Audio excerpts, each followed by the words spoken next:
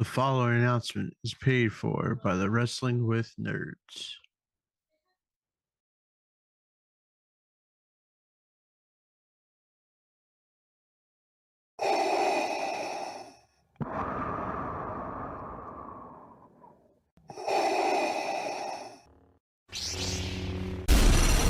From Mordor to Hogwarts to Gotham, the nerds have come together to create a show for nerds by nerds. Join nerds doing nerd things as they talk about all things nerdy. Stay up to date on the show by liking the Nerds Doing Nerd Things Facebook page.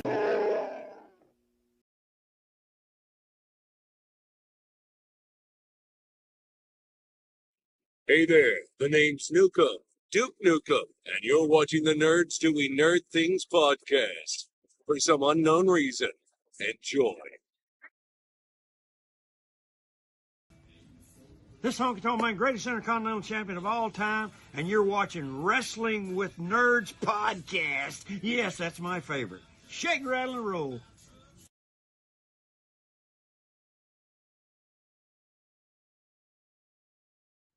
What's going on, wrestling nerds, and welcome to this week's episode of the Wrestling with Nerds podcast, where we're going to be talking about June 1997 between both WWF and WCW. But before we do that, let's talk about this week's Friday Night SmackDown and Monday Night Raw. But joining me, the other half of J&J Security, it's TJ Barnier. Currently going Asian as I clean my grasses. And that's how we get canceled, everybody. That's what's going to be getting us canceled. That. He said Asian. It looked more like a woodchuck. And then the wrestling guru, Ryan Frank. How much wood could a woodchuck chuck? A woodchuck could chuck wood. All the wood is wood. Oh, wow. I can't even do it today. It's fine. We don't want you to. All the woodchuck could chuck. A woodchuck could chuck wood. I'm doing good, AJ. Let's talk about SmackDown. Quickly go over Raw and SmackDown. How's that sound? Sound good tonight? I think that's a good idea. Well, I think we're going to stay on track if you go ahead and do it.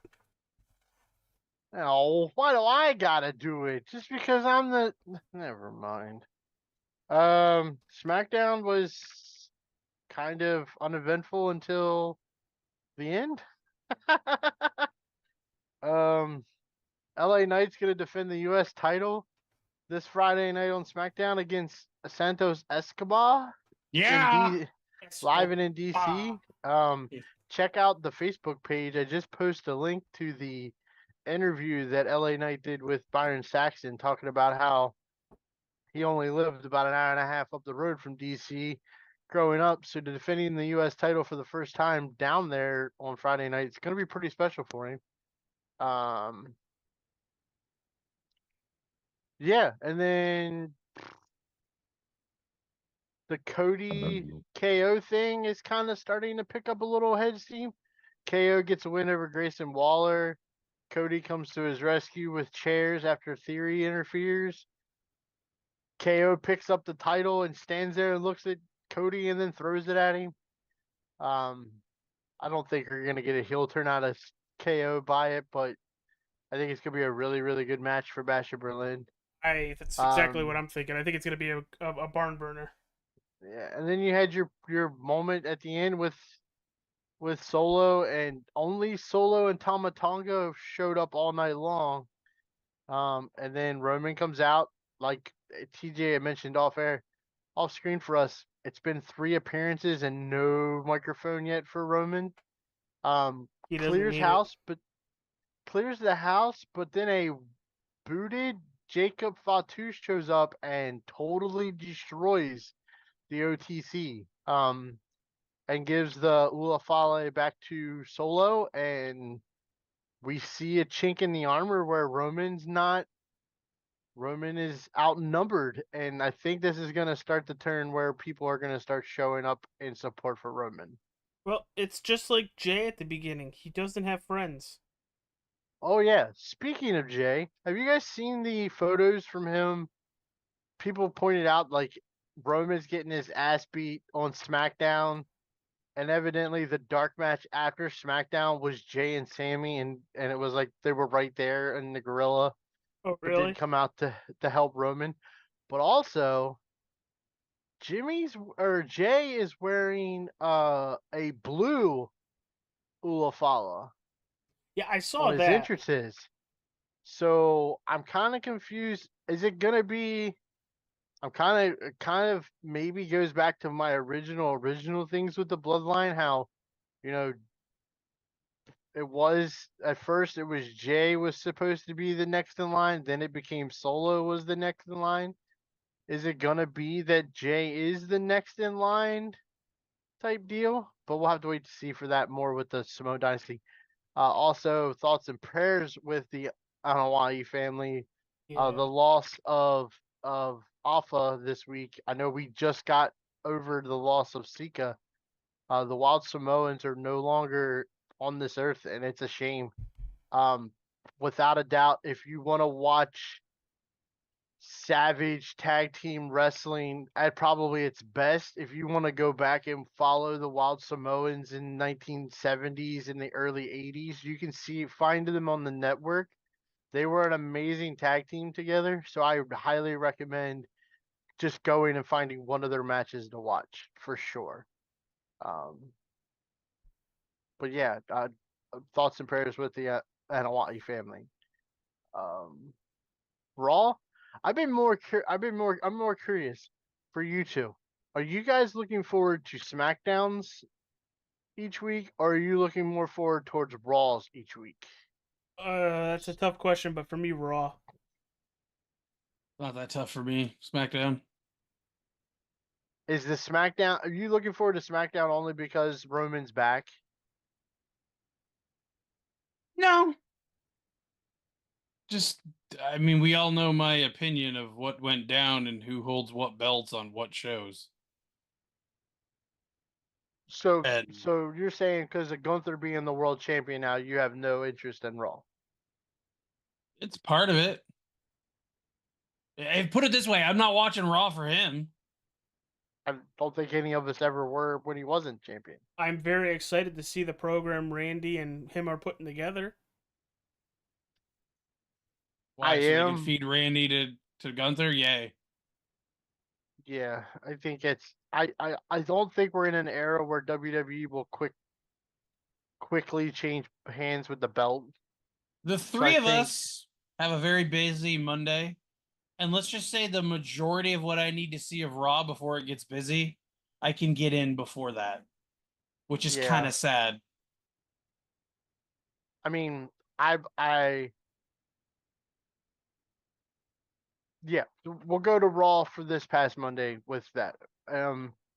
We see Ivy Nile and Maxine go at it after Ivy Nile turned on Maxine last week after she asked her to maybe you can join the new group, and Maxine chose to stay with her family, and Ivy Nile said, "Well, then I got a forearm for you." And in the middle of the match, now we have. I think it was a question to begin with, where does Nikki Cross of the Wyatt Six? How is she gonna get intertwined into these stories?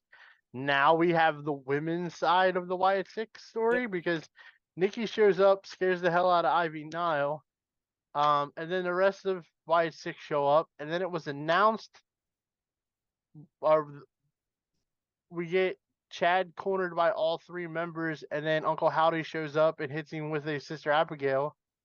It's announced that next week Uncle Howdy makes his in-ring debut against Chad Gable on Raw. I just don't know if I this was the thing I had with the whole Bray Wyatt and the Wyatt family, and it's moving on now. It's like,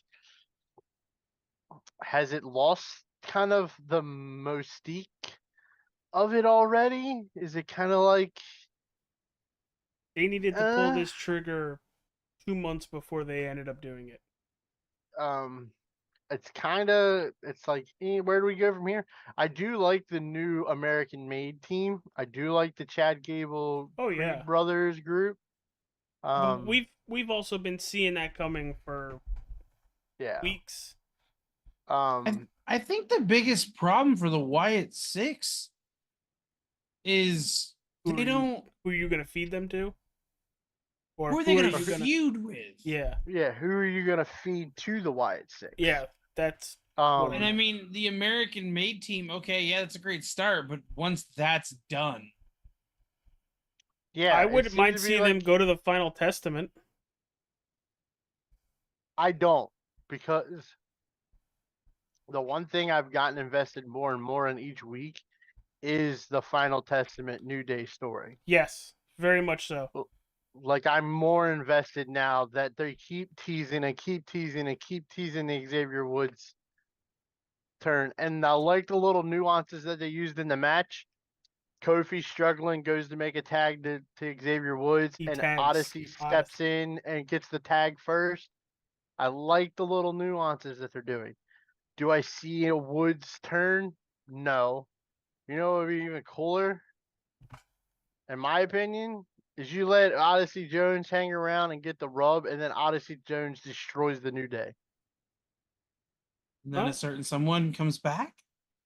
If he's cleared, I I want to see him come back, but I also don't want him to risk further paralysis. it's the same injury as Edge to a point. I was gonna say, but There's going to be no paralysis. Edge was out 9 years. Yeah, but technology is different now. There's more surgical things and all that kind of stuff. Um, I just think it's the only part of the New Day thing that I think is weird, and I think they need to incorporate is having Big E back, Mm-hmm. because I mean he's on pre-shows for pay-per-views, he's on the post-shows, he's there. You know he's there.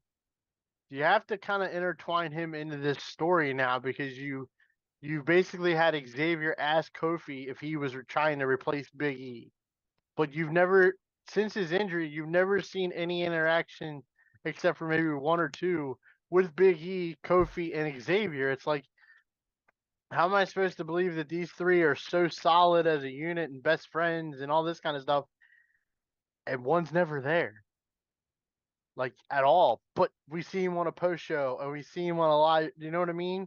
Yeah. Like if he's gonna be on those shows, intertwine him on the show. I kind of wish they had stuck him on commentary with Pat leaves. I kind of wish they would just let him be the manager of the New Day for right now. Managers don't take bumps. Let him be outside the rink cheering and hyping everybody up. That'd be fun. He could be MVP of New Day. Yeah. Speaking of which, New Day, our MVP and Bobby Lashley no longer officially with the WWE.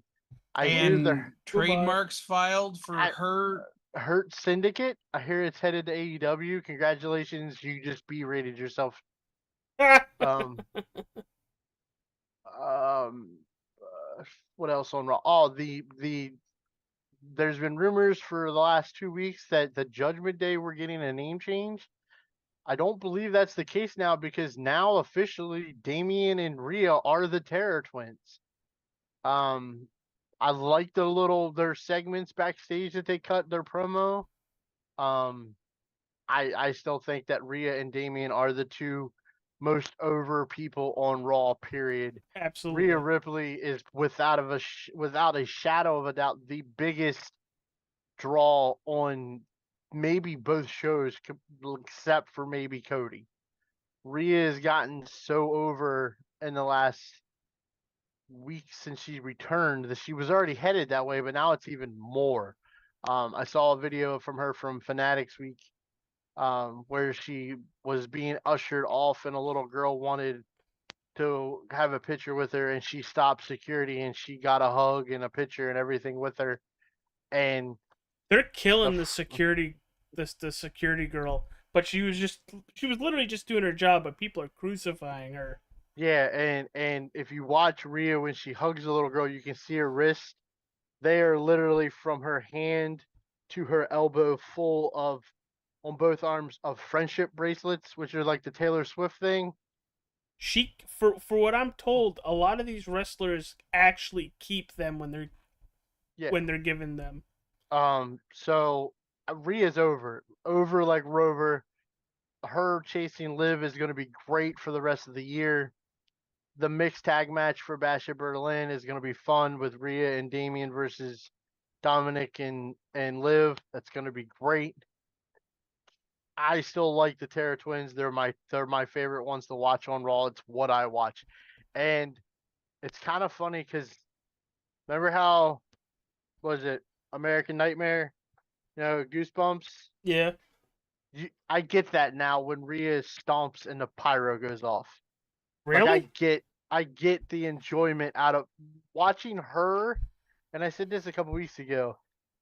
When you can watch the wrestler come to the ring and she is so involved in her theme song that she is literally singing her song to the ring, it gets me more invested in her because she's fully invested. Did And that start for you with her at Mania? I think so. Because it did for me.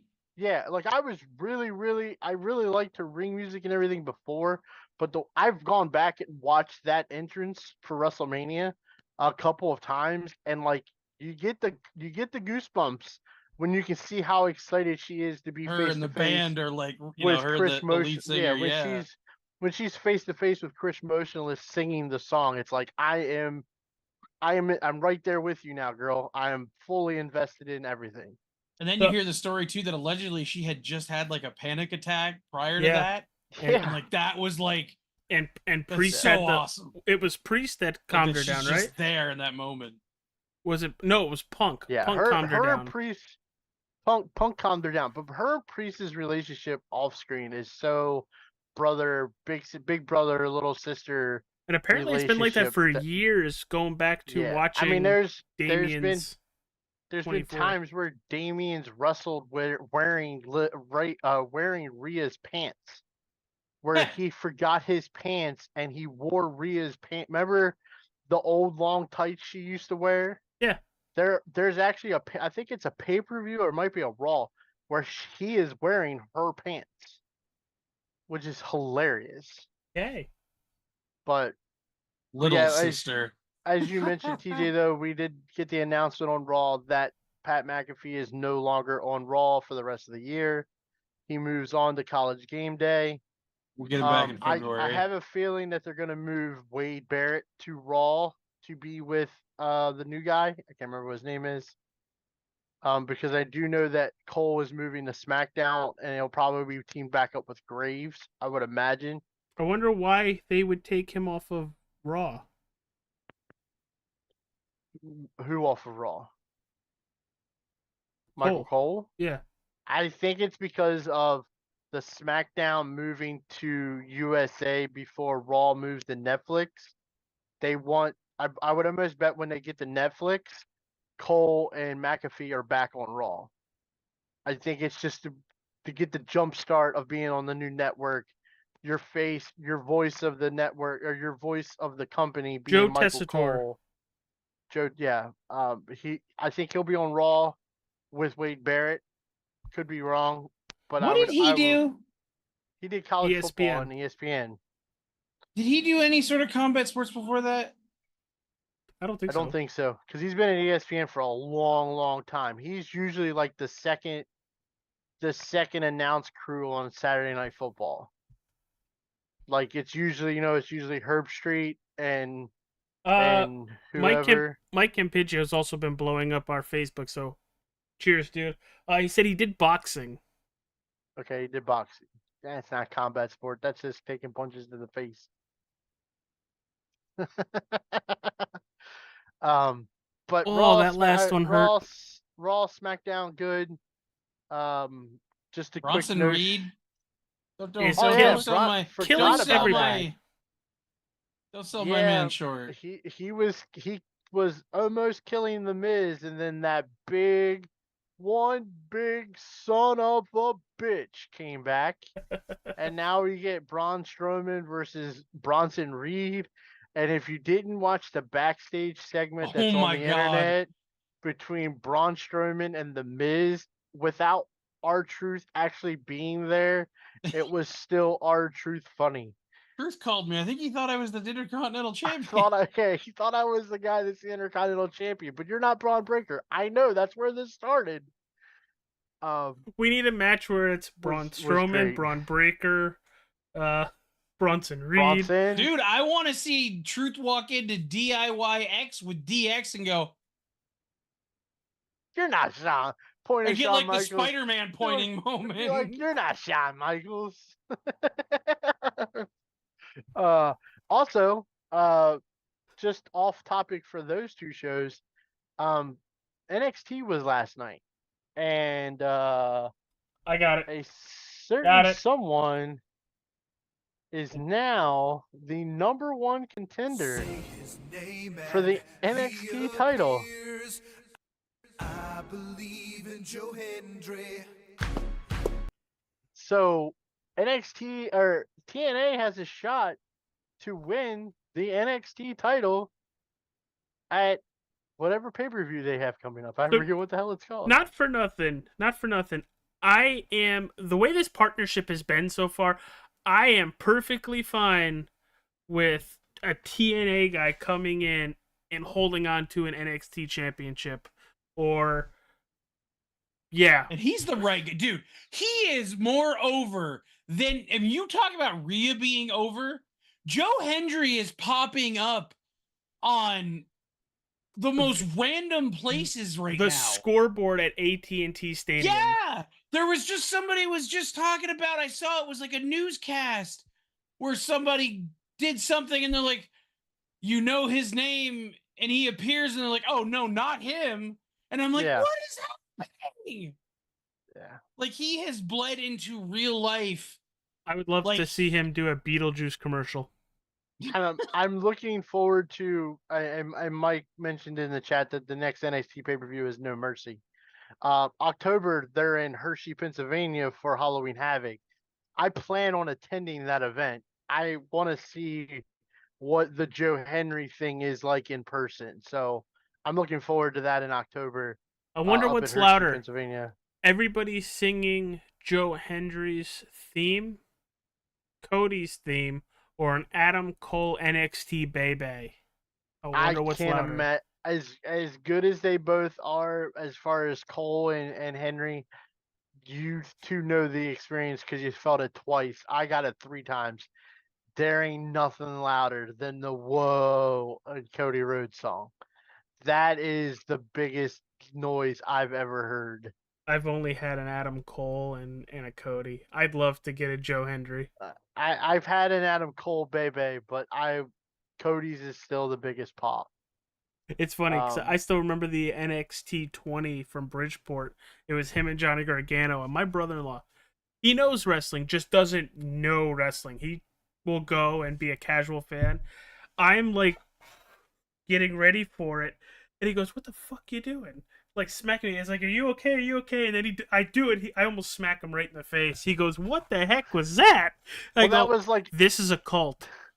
That was like us at WrestleMania. We're all our 3 fat asses lined up in a seat, going, "How are we gonna go whoa?" and not smack each other? Oh, well, the thing is, you failed because you did hit me.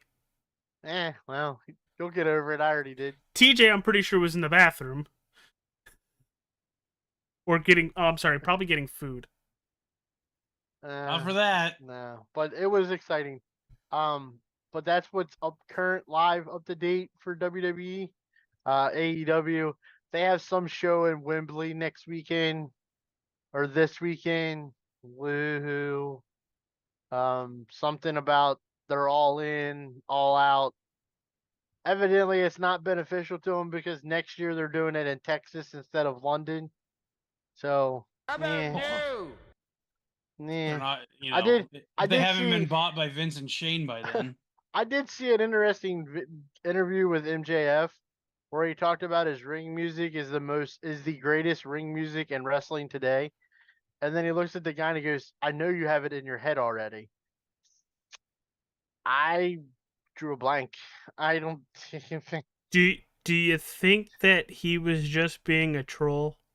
I don't know. To me, that whole Dude, his music could hit right now. Like, you could hit it and be like, that's his music. I have tried. I will be honest with you. This is now we're almost a full year into this podcast thing. I have tried again to watch. Are we really? Yes, middle of September will be a full year of this podcast. I've tried to watch AEW and I still can't get into it. Even with enough. MJF back. I don't even know what night it's on anymore. MJF is literally like everything that was MJF before he left with injury is completely gone. Like there's nah. The coolest thing on AEW television right now are two things. Number one, it's not even AEW, it's Ring of Honor. The fact that Dustin Rhodes is a double champion on Ring of Honor. He is the six-man tag team champions with the Von Erich boys. And then him and Sammy Guevara just won the Ring of Honor tag team titles to make him a doubles champion, which is really impressive at like 55 years old. Really that old? That's how old he is? Yeah. Dude, we Something saw him like at that. Mania, and I'm like, that guy looks better in shape than me. And I mean, granted, it don't take much, but Nope. AJ, Yeah. bad AJ. Bad. and literally the only other thing that I'm interested in on for AEW, and it's not a lot, is I don't mind the was it Mariah May and Tony Storm story. I didn't mind that build. is that over yet? Their matches at Wembley, and if Mariah doesn't go over, it's a lost cause to me. Have you did I mention this whole thing about there's a movie that like directly relates to that feud? Is it really? There's like a movie from like I'm gonna call it the olden days, but that could apply from anywhere from the 20s to the 50s, where there's like the timeless Tony Storm character literally like gets her life robbed away by an understudy like that. And like Well, I that's think it's literally kinda how like the story has like it's progressed. Like it's where there's a literally butler that warns her in the beginning about this happening, and she's like, no, no, no. And like it, Yeah. like almost as if they copied this whole storyline from the movie. Yeah, it's kind of like a Black Swan. If you've ever watched a Black Swan movie with Natalie Portman and Mila Kunis in it, it's a very good movie, but it's the same thing. The understudy does whatever she can to destroy the lead. They take her spot, or does whatever. Same way with. I thought that was called Showgirls. I was getting ready to say that. Or if you like the more raunchier version, that's Showgirls. AJ, you want to read Mike's question there in the chat? I'll go ahead and give it an answer. Do y'all think MJF will ever come to WWE? Yes, only when AEW closes the doors. You mean when Vincent Shane buys them? Either way, that's the only way. I think his deal is like a 4-year deal or a 6-year deal or something like that. I don't know. But he's tattooed. He'll never leave. Yeah, it's called fake. This is real. His is fake. All right. We've talked enough. Let's move on. We're going into our What's series. the score? We're halfway, guys. 3-2. After this episode, we're halfway there. Whoa. Goddamn, end it on a prayer.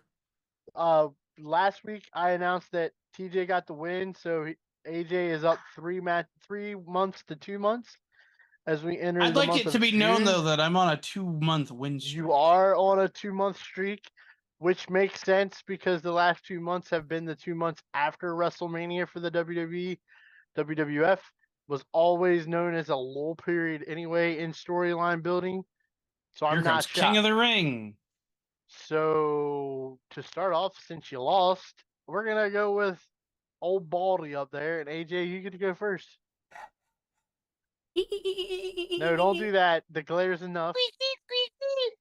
So we go to June 2nd, Monday Night Raw from the Huntington Civic Center in Huntington, West Virginia. This is the go home show for King of the Ring.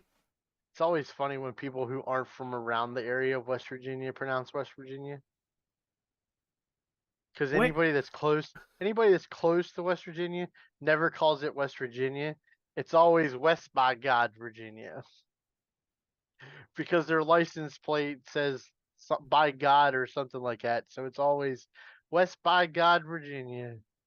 But go ahead. That's just me being from Maryland.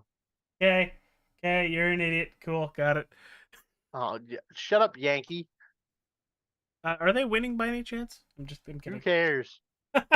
So to start the night, Farouk with Crush, D'Lo, and Savio defeat Ahmed Johnson, which is going to lead into stuff towards the end of the month. Owen Hart defeats Bob Holly. Owen Hart is pissed like a mother trucker about having to, because he has to defend his title. Oh, Good reason to be mad. but you're facing Bob Holly. And You know what I heard Bob Holly's best idea was? what's How that? about you give me the belt and I beat everybody? Sorry, Bruce stole this that. this was funny just based off of it went 317, and I felt like McMahon and Jerry Lawler could not stop saying that he works on stock cars and knows how to weld because he's on a stock car team, and it's just trying to put Bob Holly over even though he's gonna lose. Does he still have the big brown hair like the race Yes. car? Yes. And the checkered flag going down his sides. Eventually we get Crash. Same suit. Oh, do we? For sure. No, we don't get Crash for a little bit still. No, but I mean, doesn't Crash wear like a similar outfit with the checkered? No, he just wears the blue ones. The race car stuff goes away, and he becomes just hardcore Holly. Is this a 1 hour show or a 2 hour show, AJ? They're all two. Nothing was Are they? nothing was nice and sweet like TJ last month.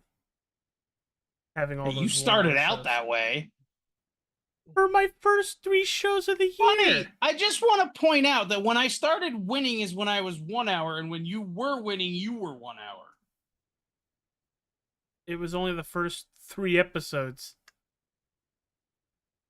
Your like first 2 months was 1 hours, I thought. No. Nice try though. Goldust defeating Hunter Hearst Helmsley. For like that's... the 80th time this But quarter. it's always good though. It's like Cena versus Orton. Was always good. I didn't say it wasn't good. I was just saying for like the 80th time this quarter.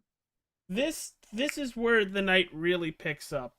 The Legion of Doom, Hawk and Animal, defeating Shawn Michaels and Steve Austin by countout. Now, for everybody at home, starting the night, Brian Pillman was giving an interview. And then out of nowhere, by the way, they don't like each other, Stone Cold right behind Brian Pillman and just starts wailing on Brian Pillman. Well, to give background there, they were a tag team in WCW. The Hollywood Blondes. They were the Hollywood Blondes, and a lot of people thought that when Pillman showed up that they were going to reform, or he was going to align himself with Austin, and Austin has decided to become a loner, and that's why they did this, the feud with him and Pillman. And just to regroup, Shawn Michaels and Steve Austin are tag team champions, and they absolutely hate each other. Pillman also went out and said, "You two can fight. I will give up my match at King of the Ring to Shawn Michaels so you two can have at it," thinking that they're going to kill each other, and next week Pillman will beat up Steve Austin. But they hate each other so much. This was a phenomenal match. At some point at the end of the match, they get into it and they just start beating the crap out of each other, Austin and Michaels, and LOD wins via countout. And it's setting up King of the Ring huge between these two. 2 tag team champions going into a fight at the pay-per-view. Okay. Next match, it is a first round match for King of the Ring. Oop, click the wrong button. Mankind defeats Savio Vega, and this is starting the seeds of what's going to happen to this version of Nation of Domination. They're losing, and losing a lot. and Farouk does not like it at all because their motto is win at all costs. And then to end the night, Undertaker's back with Paul Bearer. And that's all because Paul Bearer knows a little secret that Undertaker does not want out. And that's how we close out the night getting ready for King of the Ring.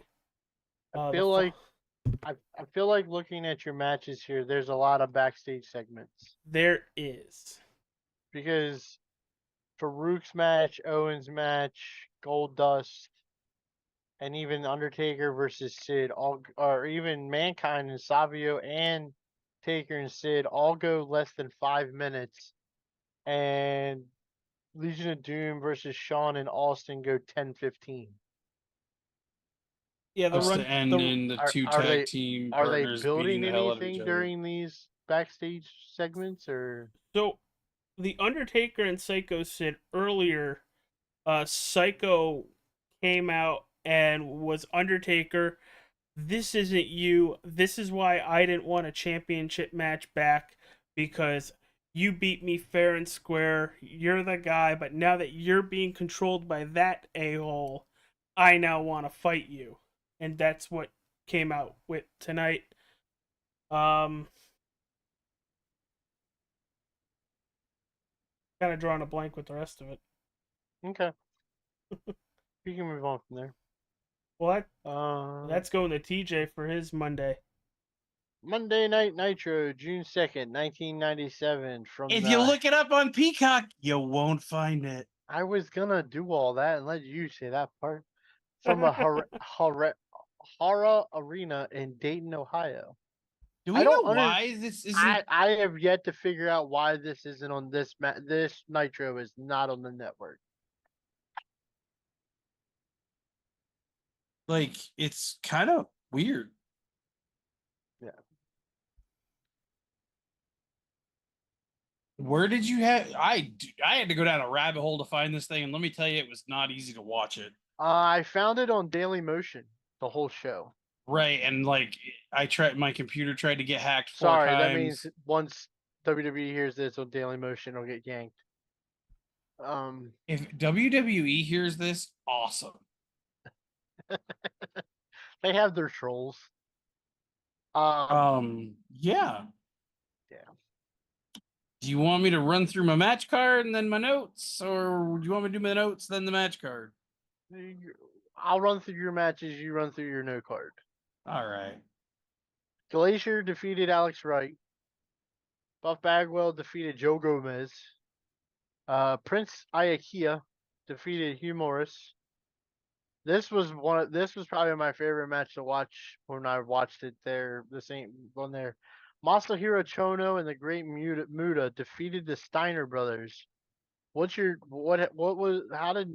go ahead and let them know how Chono and Muta beat the Steiner brothers.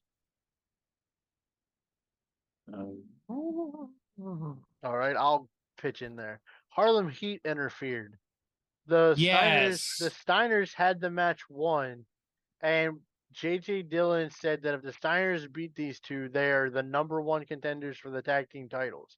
There's a big dispute going on about the #1 contendership, which is really good, but then it never leads to anything. So, well, sort of. It's still like it carries through the whole month, really. Yeah. Harlem Heat claims they're the #1 contenders. The Steiners claim they're the #1 contenders.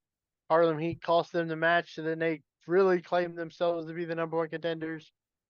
But of course, JJ's like, we're gonna look into this because we don't have a continuing story, and this is the way we can just keep it going. WCW United States heavyweight title match, which is hilarious because the champ's not even a heavyweight. Dean Malenko defeated Michael Wall Street. It was also mentioned by Dylan that they should pay attention to their own match later in the evening. Yeah, they should have they better did their homework when they faced Ciclope and Damien from Mexico, but they defeated them because of the Steiners. Payback. And then Redacted beat the Barbarian. Redacted did beat the Barbarian, and Flair wins sort of via Disqualification. Call it a match. Was it? Anyway, It was the beginning of the show. Hall was calls talking out about Flair. yeah, and AJ then Dillon says, "Well, that's interesting because, well, you have a match at the end of the night with him." yeah, and Hall's like, I'm not facing Flair until we get to the Great American Bash, where we're gonna stomp the tag team. Yeah, And he's all like, JJ's like, "Well, if you don't no. want, if you want to do that, you put those belts on my desk or something." Yeah, basically, you're gonna fight Flair tonight, or you're gonna give up the tag team titles. Glacier finally got one over on his foes because it hadn't happened in a while. He'd been getting mauled. I had Conan. Hugh Morris got jumped by Conan before the match. He hit him with a broom and like broke the broom over his head. Ow. And But that then, was a really weird segment because they were on the aisle. I forget what was going on in the aisle. well, he got jumped right out of like the little like nitro thing you walk out of. Like he was standing right there by the light and was like crack. Oh, so And then he had to go fight the match. back-to-back weeks. Yeah, then he has to go fight the match, and he's like, they almost didn't start the match because he was like, "Buh." Gotcha. This is where we get the Mean Gene interview with Dylan about the Steiner brothers being the number one contenders. Harlem Heat and a very angry Sister Sherry comes out and takes exception to that. We're 2 weeks out from the Great American Bash, and Mongo and Kevin Green have that big match coming up there. So Mongo cuts a promo about that. After Benoit wins against the Barbarian, Jimmy Hart, because he's after Sullivan. Go figure. God rest his soul. We just lost him. Jimmy Hart informs it redacted that he has to win a death match with Ming at the Great American Bash to get the match with Sullivan. The match with Flair and Hall ends because Six jumps Flair mid-match. But Mongo and Jeff Jarrett make the save and chase the NWO from ringside. And as the show's like kind of trying to go off air, Mean Gene kind of is interviewing Savage, and Savage kind of like literally forces Mean Gene to the ring. And I'm starting to think this might be why this episode never gets aired. He like kind of like threatens to like murder him if he doesn't go to the ring. And then ends up bringing JJ Dillon out, and Savage beats the hell out of him instead of Mean Gene. Mean Gene like kind of escapes to the point that even Bischoff has to come out and like try to get Savage to be like, dude, what are you doing? Like, you're screwing with shit we don't want you to screw with, but it's the madness. So yeah. And that's how the show goes off air, is with JJ Dillon kind of getting like assisted out of the ring after being knocked out by Savage. Okay. So let's go to Raw. Let's go to Sunday night. Oh, you have pay-per-view. I do. I have King of the Ring. Wow, that's an early pay-per-view. Oh yeah, June 8th, Providence, Rhode Island, 13,312 in attendance. The tagline: "It's bound to get medieval. Brace yourself." And the sponsor is Super Soaker, which the amount of Sunny Super Soaker ads that they had, like, I'm surprised she just wasn't wearing a white t-shirt. Stop it. What? I watched your hand. No, the other one. I watched his hand. You're talking about Super Soaker, and he's raising his hand up here. You weirdo. Okay. Sunny Alright. days. What? Yeah. Sunny days are upon us. Just to run through, so do we get the quarterfinals, semifinals, and finals, or just the semifinals and the finals? Semifinal and finals. Okay, so just to run down real quick, the semifinals is Ahmed Johnson and Hunter Hearst Helmsley, Yep. and Jerry the King Lawler and Mankind. They got here ISO. by, Hunter beat Crush, Lawler beat Goldust, This one Mankind Hunter pinned won Savio. Is this when Hunter won like a last chance, second chance? Yes. Okay. Ahmed beat Hunter in the first round, and then Hunter beat Crush in the first round. So now Ahmed and Hunter meet again in the semifinals. Let's run it through. All right. Well, you gave everybody the backstory for the King of the Ring pay-per-view from Providence, Rhode Island. Hunter and Ahmed are the first match out of the gate in the semifinal match. It only goes about 8 minutes. It's basically dominated for the most part by Ahmed. It is one mistake by Ahmed Johnson to take his eyes off of Triple H, go look at China. Then he gives him the running knee into the corner. Triple H sets himself, waits for Ahmed to come out of the corner, kick in the gut pedigree, and he's going to move on, getting his ass kicked basically the whole match. Yeah. And Typical Ahmed at this point. Yeah. Ninth?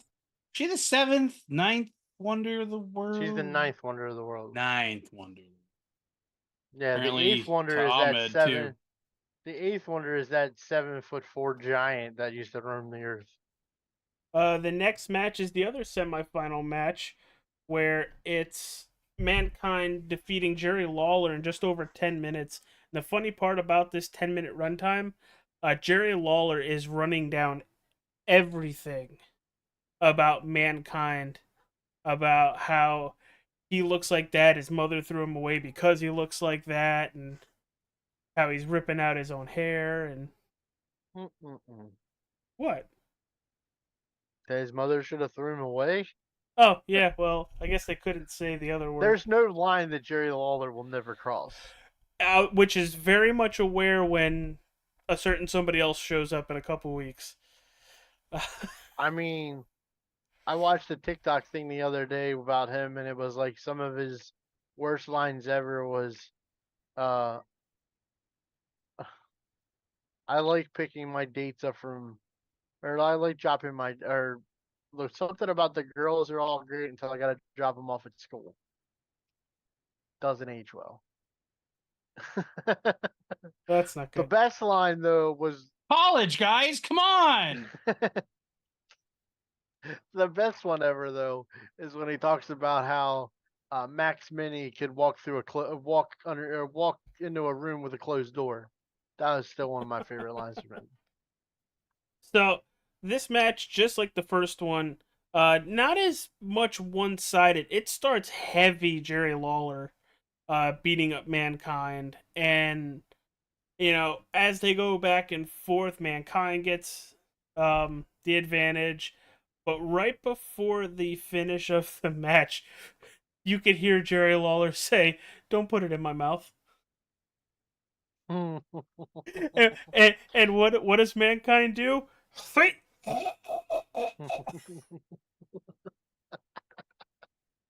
Lawler's probably not heard that often. Don't put Well, it in my Lawler's mouth. also, remember, Lawler had his own stinky foot shoved in his mouth at a King of the Ring.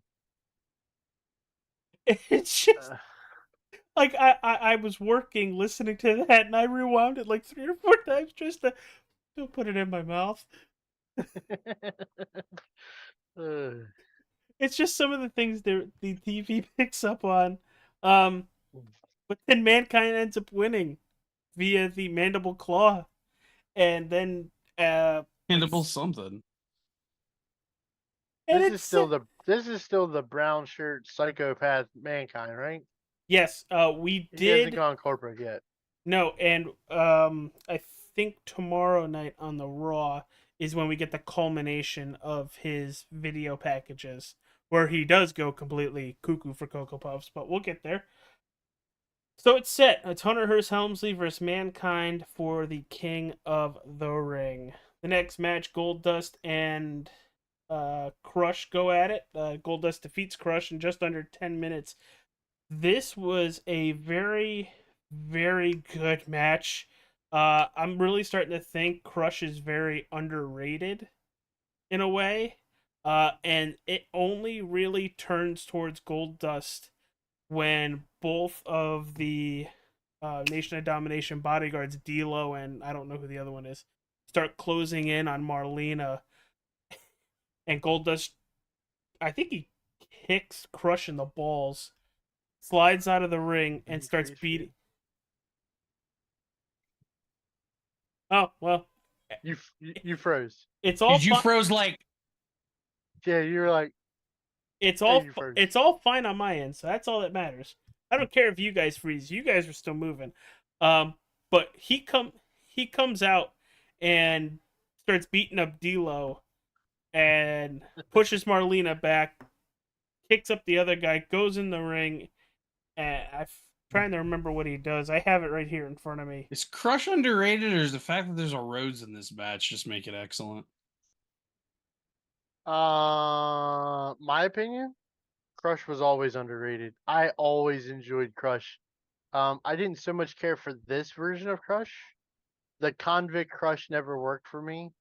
I was more of a fan of the Kona Crush, which was 1993, 1994 Crush, before he went away to jail, before he comes back as Convict Crush. Wait, so he actually Um, went to jail? yeah. Oh, Um, and then You like the drop off some of W. Jerry Lawler's girls back to school. Oh, God.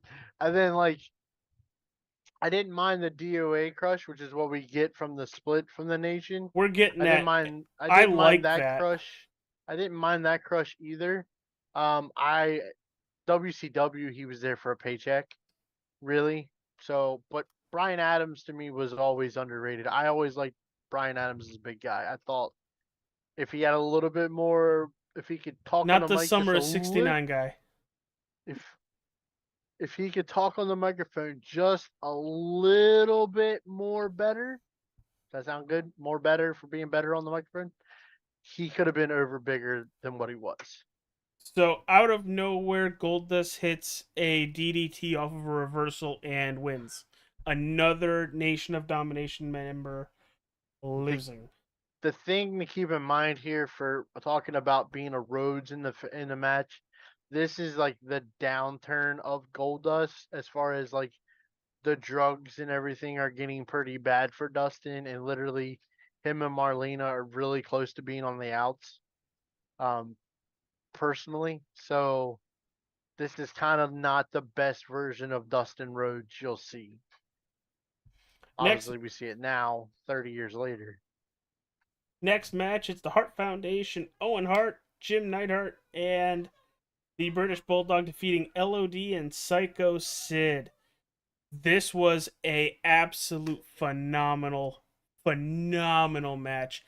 And just when you think LOD is going to win, off the top rope comes Owen Hart with a sunset where he does the flip over the guy, grabs him by the tights and pins him, and out of nowhere, like Yes. 1, 2, 3, match over.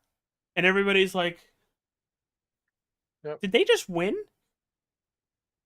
It was such a good match. The ending was just right there. There was Just no beat that guy. there was no like lead up into the finish. It was just, well, I guess because LOD was gonna go for the Doomsday device, and he just beat LOD to the punch. I guess it was such a good match. It could have kept going. I like when matches are played out to the point where you are caught off guard by who wins. The 1, 2, 3 is completely caught off guard. That makes for a bigger pop, in my opinion. It Sometimes it can backfire and the crowd's completely flat. And when they get to 1, 2, 3, it was kind of like, oh, it just happened, kind of thing. But kind of like Goldberg and Brock would be a good example of that. The return match when Goldberg made his return, beat him in like 3 minutes. It was like, Wasn't even what? that. It was like It was 40 like seconds. just the spear. The initial spear was enough that everybody popped immediately. And by the time the Spear, match, jackhammer, by the time the pin. match was over, they were still popping from the spear to realize, hey, he just beat Brock Lesnar in like 3 minutes.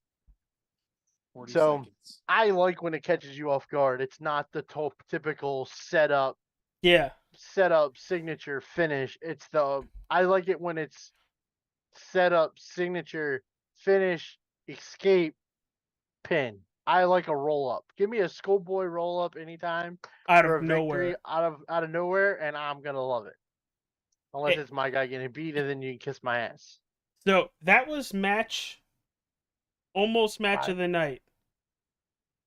This next match, I think, is the match of the month, if not the year so far. For you. For me, for my opinion, it's Stone Cold Steve Austin versus Shawn Michaels, and it ends in a double DQ. You skipped one there, Leroy. Oh, I did. Oh Yeah, shit. how about who wins the King of the Ring? Because I Hunter. was on board. I was on board with you until you started talking about your last match. Because I mean, in 1997, it's really hard to beat Triple H versus Mankind in any match. It's Hunter Hearst Helmsley versus Mankind. Hunter beats Mankind. A lot of China interference in this. A lot of China, to the point where I honestly thought that Mankind was interfere. Mankind ends up winning. No, they just keep going with the interfering, and I think, uh, I think at one point she holds Mankind's legs down so he couldn't kick out, That's a very typical manager pin. and Hunter not just beats Mankind, he doesn't have a scepter because China breaks it over Mankind's back, and then continues to beat Mankind with the crown, like to the point where they're leaving the ring. Mankind is in the ring, bloodied mess, and he's just doing his rocking thing in the fetal position. Grabs the crown, sits it on Mankind's head, and he's still doing the rocking thing like he's completely freaking lost it. But That was done on that was done on purpose. What do you mean? The whole destroying the crown, destroying the scepter thing. Is that because That of was the year beforehand? no. That was Triple H and China doing that on purpose. Why?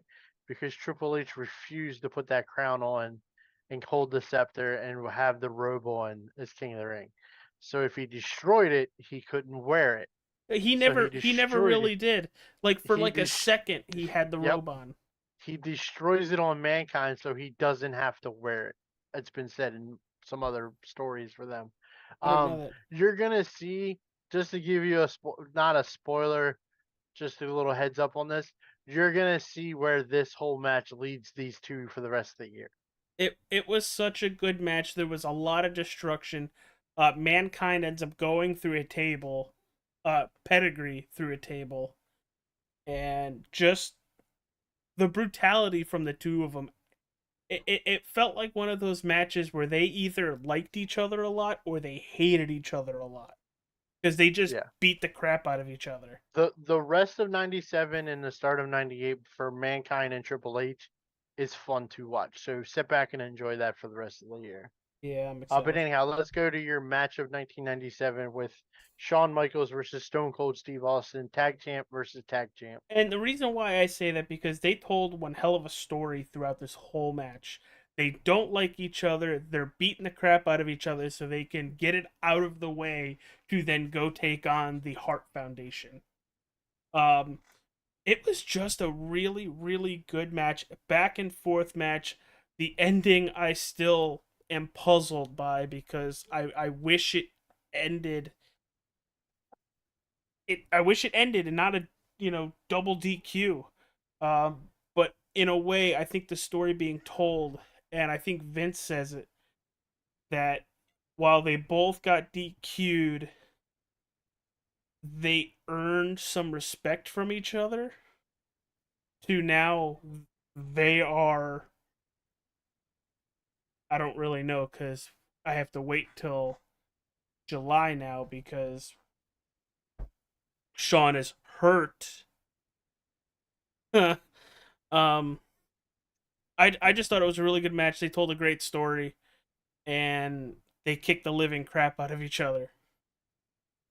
Texans stomping a mud hole into each other. Oh, and they didn't hold back one bit. He just. I always miss out on fun things. What happened? He's still at the ballpark, and he just met my cousin. Justin? No, one of my other cousins. It's not gonna work. Got a Damn, glare on him. Yeah. that sucks. But yeah. He's still at the ballpark. That better? Taking a look glare away. Yeah. Yeah, that's a lot better. So Yeah. my cousin texted me right as we started. It's like, by the way, LA Knight's sitting right in front of me. It's like, son of a bitch. So between Shawn Michaels and the Steve Austin match and the Undertaker versus Farouk, Bret Hart and the Hart Foundation come to the ring, and they're there to announce Canada Stampede or Canadian Stampede next month, Canadian Stampede. July 6th, up in Calgary, and they're just announcing the pay-per-view and how woohoo Canada, U.S. Calgary. What? They are what they're gonna do is they're gonna run the pay-per-view during the actual Calgary Stampede, which is like a big rodeo country fest type thing that happens in Calgary. Oh, nice. Ironically enough, Cowboys aren't just from Texas, they're also in Canada too, only in Calgary. And what's just real quick, TJ? What city? Calgary. Is that what you were getting at? I just wanted to keep saying it so he would say Calgary. All So right. I don't hate that this match ended in a double DQ because they are the tag team champions. yeah, You and can't have yeah. the tag team champions one beat the other and think that the team's still gonna work together, which I don't think they work much longer together anyway. I don't think so either. And I really hope it's Mankind with the pick me sign. But the final match of the night, Undertaker with Paul Bearer defeating Farouk and the Nation of Domination, basically, for the WWF Championship. I didn't think Farouk had a shot in hell, to be honest with you. His only shot in hell was the Nation of Domination got involved and incapacitated the Undertaker. But when the Undertaker finally wins, Paul Bearer, do it again. Do it again. Undertaker's like, but I don't want to do this anymore. Choke slams him eighth. Choke slam? Or does he give him a tomb? I think it's a choke slam. Mm-hmm. For the third You watched it? But see, he does his homework in advance and doesn't just watch it the last 2 days before we record. Mush. Does another choke slam. Here comes Ahmed Johnson right into the ring, and I'm like, we are coming to save that guy? That should have been a light bulb in my head, and it wasn't. So then they get involved. Another Ahmed is like, don't listen to that asshole. You know better, you do better, you're the champion, I know you, I respect you, F him. And then Undertaker, after hearing Paul Bearer says take care of him, goes to throw a punch. Ahmed ducks, kicks Undertaker in the gut, and gives him the something plunge where he's from. Pearl River plunge. Pearl River plunge. Pearl River plunge. And I was trying to set him up so he could remember it. That's it. Ahmed leaves, and we go off with Paul Where's Bearer. the Pearl River, by the way? Mississippi. Missouri? Mississippi. You're right. And we go off the air for King of the Ring, which I thought was a very, very good pay-per-view, with Paul Bearer looking over the Undertaker, making sure he's okay, and just before the camera cuts out, sits up the Undertaker, and then boom. I thought this was a very... I want you to do me a favor on this, AJ. Mm-hmm. Undertaker's the WWF champion at this point. Yes. I want you to watch the rest of this year, and I want you to compare the Undertaker's title reign on both opponent-wise and how popular the story itself is. Mm-hmm. Compare the Undertaker's run here to what we're seeing right now with Cody, and tell me how close and similar they both seem I to can you I, by the c- time I it's can over. already kind of understand because yes, Undertaker wins. Yes, Cody wins. They have nobody for him of credit to beat. Sure. Did I hit that spot on? You're there, but wait, give it another month or two, Oh, it gets and worse. just see where you think. But Just overall, to I thought it was a very good pay per view. Yeah, just to touch base on this, the match for the free for all was the Headbangers versus Bart Gunn and Jesse James. So Bart Gunn teaming with his brother's next tag team partner, Double J Jesse James. Kind of funny. I very much thought it was funny. Do your Raw. Uh, Do your Raw. to the Raw. Do the Raw. Do the To the roar. Raw. We're already at an hour.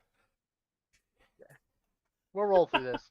Well, June yeah, 9th, but you also had your 1997, right in recap stuff in the AJ's beginning. backwoods of Hartford, Connecticut, the Hartford Civic Center. Which is now Is the this the XL shit- Center. Yep, it's the same one. This is the shithole I was in. It's I the bet it same didn't one. look any different. They added a scoreboard like 10 years later. Oh, so it looked better then. Got it. Yeah, whoop-de-doo. They didn't fix the seating or whatever. Oh, crap, that hurt. Sorry. Like kicked in the Hartford. Uh-huh. Uh-huh. Uh-huh. He Good took thing a you're- Hartford punch. Good thing your Hartford started again. Good thing Crush didn't hit him with a Hartford punch. You guys are freaking psychotic. You want me So- to run through your matches? Let's go for it. Ahmed Johnson and the Legion of Doom defeating the Nation of Domination, Crush Farouk, and Savio Vega Well, they And both it's- wear red. in a 6-man tag match. This match was going great. The rematch from WrestleMania 13 without it being a street fight. This match was really good until Farouk got left. And oh crap, there's no more Nation going on. Savio Vega and Crush by Felicia and just left Farouk to get beat the living crap out of. Small Bye, 7 Farouk. Nation Army. It's no One longer by guy. Felicia. It's by Farouk. Bye, Damn. Farouk. You say by Damn. Farouk, but he boots everybody else out except D'Lo. Next. The British Bulldog versus Goldust ended in a double countout with the European title. I'm not peeing, you're peeing. Don't. Oh, before we get to this match, Triple H, or I'm sorry, Hunter Hearst Helmsley. He's not Triple H till August. Comes out to the ring, gets interviewed by McMahon, and it's basically, I will do whatever. I'm the king of the ring winner. I should have had this last year, which, if you know, he didn't win last year because of punishment from the curtain call. Correct? Yeah. And he basically went on a tangent yelling at McMahon, yelling at the crowd. And then Mankind wants a rematch. I can't wait for this. You kind of talked it up that this is going to be good for the rest of the year. But I can't wait for it. Let's get to the British Bulldog and Goldust. This is basically another back and forth match between them. Both are very good. It's like they fought many times. But another issue. Let's go mess with Marlena. But this time Goldust thinks he wins. They count the pin, but yet Bulldog's leg is on the bottom rope, all because of Brian Pillman. And they reverse that. Match starts again, and British Bulldog wins, but it doesn't end there. Goldust, after British Bulldog is doing his pose, Goldust just sits up and just grabs him and just starts choking him out. It's like, all right, you lost, but you got it over on the bad guy, so. Next match on the docket, the Headbangers, Mosh and Thrasher defeat Doug Furnace and Phil LaFont. holy cow, are they going full heel? And then the headbangers, I can't tell if they're over or they're liked more than the other guys. But the headbangers win. They're trying to get into or further into the tag team tournament. DJ okay? Looks was like he's yawning. Yeah, but the last like 5 minutes, I thought you were having a stroke or something. The I tag was team tournament, headbanging. You said headbangers. yeah. So do I have this right? Sean and Austin are stripped of the tag titles now. No, they're not stripped. Sean is hurt. Austin has to find a replacement. Okay. Oh, they're not going to lose the titles to vacant. Got it. This is the one title Sean never didn't lose to vacant. Almost though. I couldn't say never because he did lose them early in like '94. That with him and Diesel, they lost to vacant. Oh, also, Ken Shamrock comes out at the end of the Goldust and British Bulldog match as Goldust is incapacitated. Marlena's over him, and the British Bulldog has a chair ready to hit Marlena. Shamrock comes out, ponies up, and just suplexes British Bulldog. And Bulldog is like, all right, I'm out. Okay. Don't mess with Ken Shamrock. This is fun because it's more ECW stuff. It's Rob Van Dam with Jerry Lawler defeating Flash Funk and Tommy Dreamer and Paul E. Dangerously. They don't call him Paul Heyman yet. Are in the front row. They bought a ticket. So that's because Paul Heyman's ring name for years was Paul E. Yeah, Dangerously. with the Dangerous Alliance. That was WCW, but yes. Well, they mentioned WCW Mm-hmm. many times. It's like, I'm happy I'm bringing my ECW people here. I don't want them going over to Nitro. Knowing Paul, that was probably something he wasn't supposed to say, and then he said it. He even mentioned Bischoff. But after the match, after Rob Van Dam wins, they're walking by, and Rob just does a to Dreamer, and Dreamer gets up, jumps the barricade, and they start going at it. Here comes Heyman over the barricade. They start going at it with Lawler, or he starts going at it with Lawler. And all you have is McMahon and Jim Ross. Fans shouldn't get involved. Click, click, click, click, click, click, click, click, click, click. Yeah. Sorry. Psycho Sid defeating Owen Hart. This was honestly a wild one. I was not expecting. I take it it's non-title. It is non-title. That's the only reason why I would think he would lose. But still, you have Jim Neidhart out there to try to help you, and Psycho Sid just goes on a tear. There's a moment in there where I thought completely that Owen was gonna win with Jim helping him. But Sid just gets it together. He notices that, I'm trying to find it here, that Shamrock is on commentary and now goes over to Neidhart, gives him the belly to belly, and Owen doesn't have help now. And where Owen would need the help to try to screw with Sid can now do whatever he wants, and there's no repercussions to it. Sid ends up winning. The next match, Rockabilly versus Bart Gunn. That was fun. Just to see brothers going at it. They mentioned their brother rivalry the whole time, and it was I think more to separate Bart Gunn and Billy Gunn away from each other, because they mentioned that he can't go any further. He can't get to that next level without getting rid of his past. Mankind defeating Brian Pillman by DQ. Sorry, everybody. This was done a week and a half ago. So I got my cliff notes by bringing up clips. But before that, we have our third and final interview, Jim Ross with Mankind.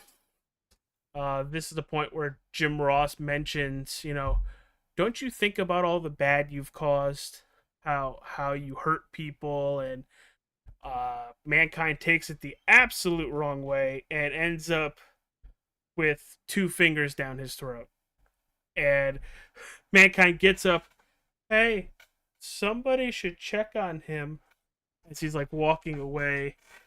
It's like somebody should do something.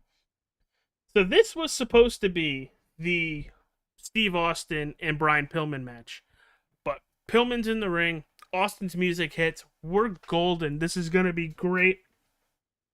The Hart Foundation come out. They beat the crap out of Steve Austin. Mankind ends up in the ring somehow, and that's the match now. And Mankind defeats Brian Pillman by DQ. It wasn't the match I was advertised, but I didn't hate it. I didn't hate it at all. So far, I really enjoyed everything that we had on tonight's Raw. It was a great come off of King of the Ring. But then Austin comes back out when the Hart Foundation comes back out, and they just start ripping through everybody. Ken Shamrock's there, and it ends up in a huge mess to finish Raw. Like a good mess. Like all your good guys are up tall, your bad guys are retreating. Steve Austin stuns Ken Shamrock, and then flips the bird to Mankind on the way out. Good. Now let's go over to TJ's. TJ, June 9th, 1997, from the Fleet Center in Boston, Massachusetts.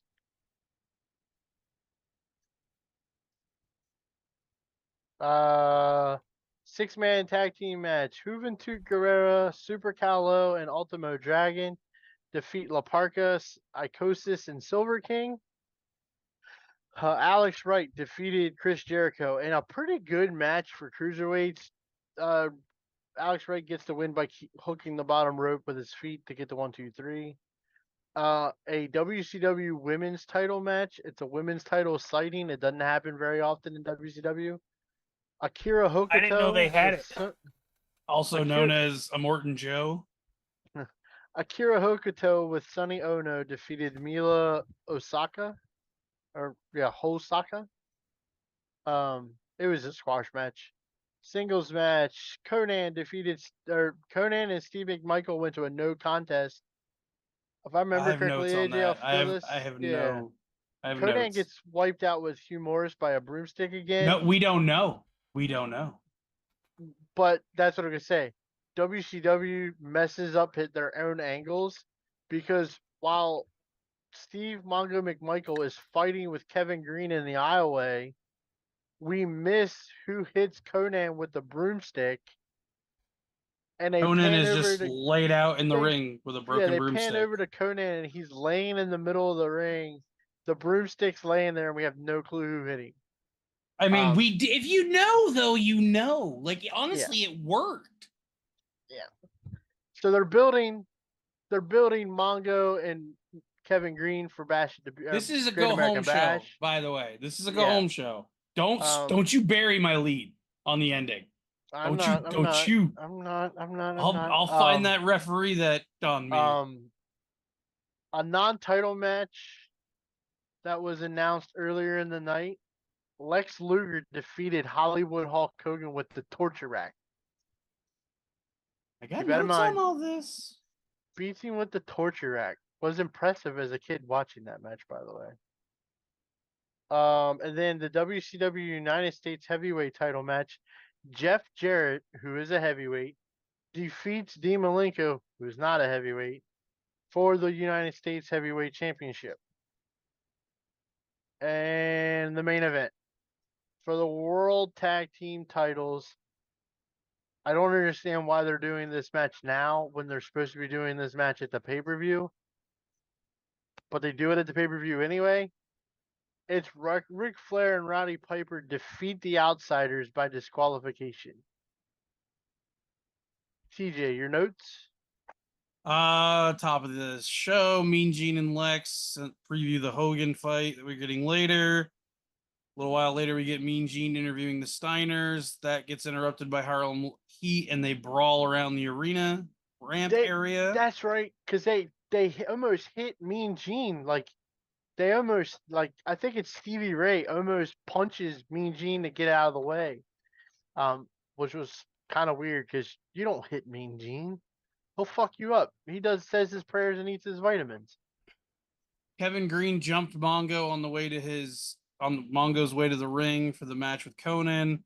And Conan, like you said, he just got a known assailant, killed him with a broom. He got swept by a broom. Luger wins the match against Hogan as hour 2 starts, but after the match, the NWO and Hogan take Luger out, and the NWO stands tall. Mean Gene and JJ Dillon are in the ring to find Savage for the week prior and announce that the DDP match at the pay-per-view this weekend will be a unsanctioned lights out falls count anywhere match. What are they going to be in glow sticks or something? It didn't mean like turn the lights off. It meant lights out, like not answering a 10 count. It's their way of saying that without saying it. Last man standing. No holds barred anywhere. Kill each other. Last man standing is a WWE, could be trademarked at this point. Who knows? But at that point, it probably was. So this is, you say it's unsanctioned, uncensored, lights out. That's the same concept. Jeff Jarrett won the U.S. title after getting assistance from, hasn't been seen for a while, Eddie Guerrero via distraction from Deborah. Kevin Sullivan returns on this one as the Dungeon are being interviewed by Mean Gene, and why he thought this was a great idea, but Redacted by himself just comes out to try to fight them all, and for a moment holds his own before getting mauled by the entirety of the Dungeon of Doom. To end the evening, AJ, it's funny you just mentioned how you thought you just had your match of the year, because up to now, this is going to be my favorite go-home moment on a go-home show in the 6 months we have covered of WCW. Following that tag match, at the end of that match, just get ready for this laundry list. The NWO, all of the Horsemen, not Arn Anderson because he's hurt, so the others, Kevin Green, Harlem Heat, the Steiners, the Dungeon of Doom, Diamond Dallas Page, Mortis and Wrath, Glacier and Sting all end up brawling all over the arena. In the aisleway, around the ring, in the announcer area. I mean, like, the roster was just told, go! We're going to sell this pay-per-view by all of you mauling each other wherever we can get you on camera. It was nuts. I was dying laughing. I was like, this is amazing. This is how every go-home show should be. Because it was just like, it didn't stop. Like, a brawl would, like, end, and another one would start. It's like, sick. The match ends in a disqualification, but I don't even care. Like, and nobody, at one point, Kevin Green comes out, helps to save Mongo from an NWO member, just to beat on him himself. So, like, all right, cool. And then you had the really cool finish with Sting and DDP. Yeah, Sting comes down from the rafters as DDP's like lying in a heap, and Sting hooks DDP up with him, and they both go up into the sky. Bye. Yeah, it's literally it's kind of funny. I would take a wild bet on this to say that either the Raw was preempted or they knew the finish to the Raw, and this was Bischoff saying, oh, I can do one better. Send everybody from the pay-per-view out and we'll all have a brawl. If the Raw ended with a big brawl and then the Nitro ends with a big brawl, you had to think, was that done on purpose. One of these things isn't Yeah, you recorded know how Bischoff live. worked back then. It makes you think, did Bischoff do this on purpose? Okay, so we're gonna hurry up here. We're gonna go to the Great American Bash, June 15th, 1997, from Moline, Illinois. What a great place not to have a pay-per-view. Ever. The venue is called the Mark of the Quad Cities, and it only holds 9,613. And there's a camera angle when Harlem Heat come out. You can see why, because there ain't a whole lot. It's almost like an AEW arena. There ain't nobody sitting on that hard cam side, folks. Oh boy. Wow. Bury So, that one. and this is the thing I'll pick apart from both shows that I am liking more on WCW that I'm not liking on WWE. WCW is giving their matches time. WWE is more focused on their backstage segments, their interview segments, and could care less about the matches. Every match for Raw for the past 2 weeks have been under 5 minutes unless they're the main event, and they may go a little longer. Same Nitro.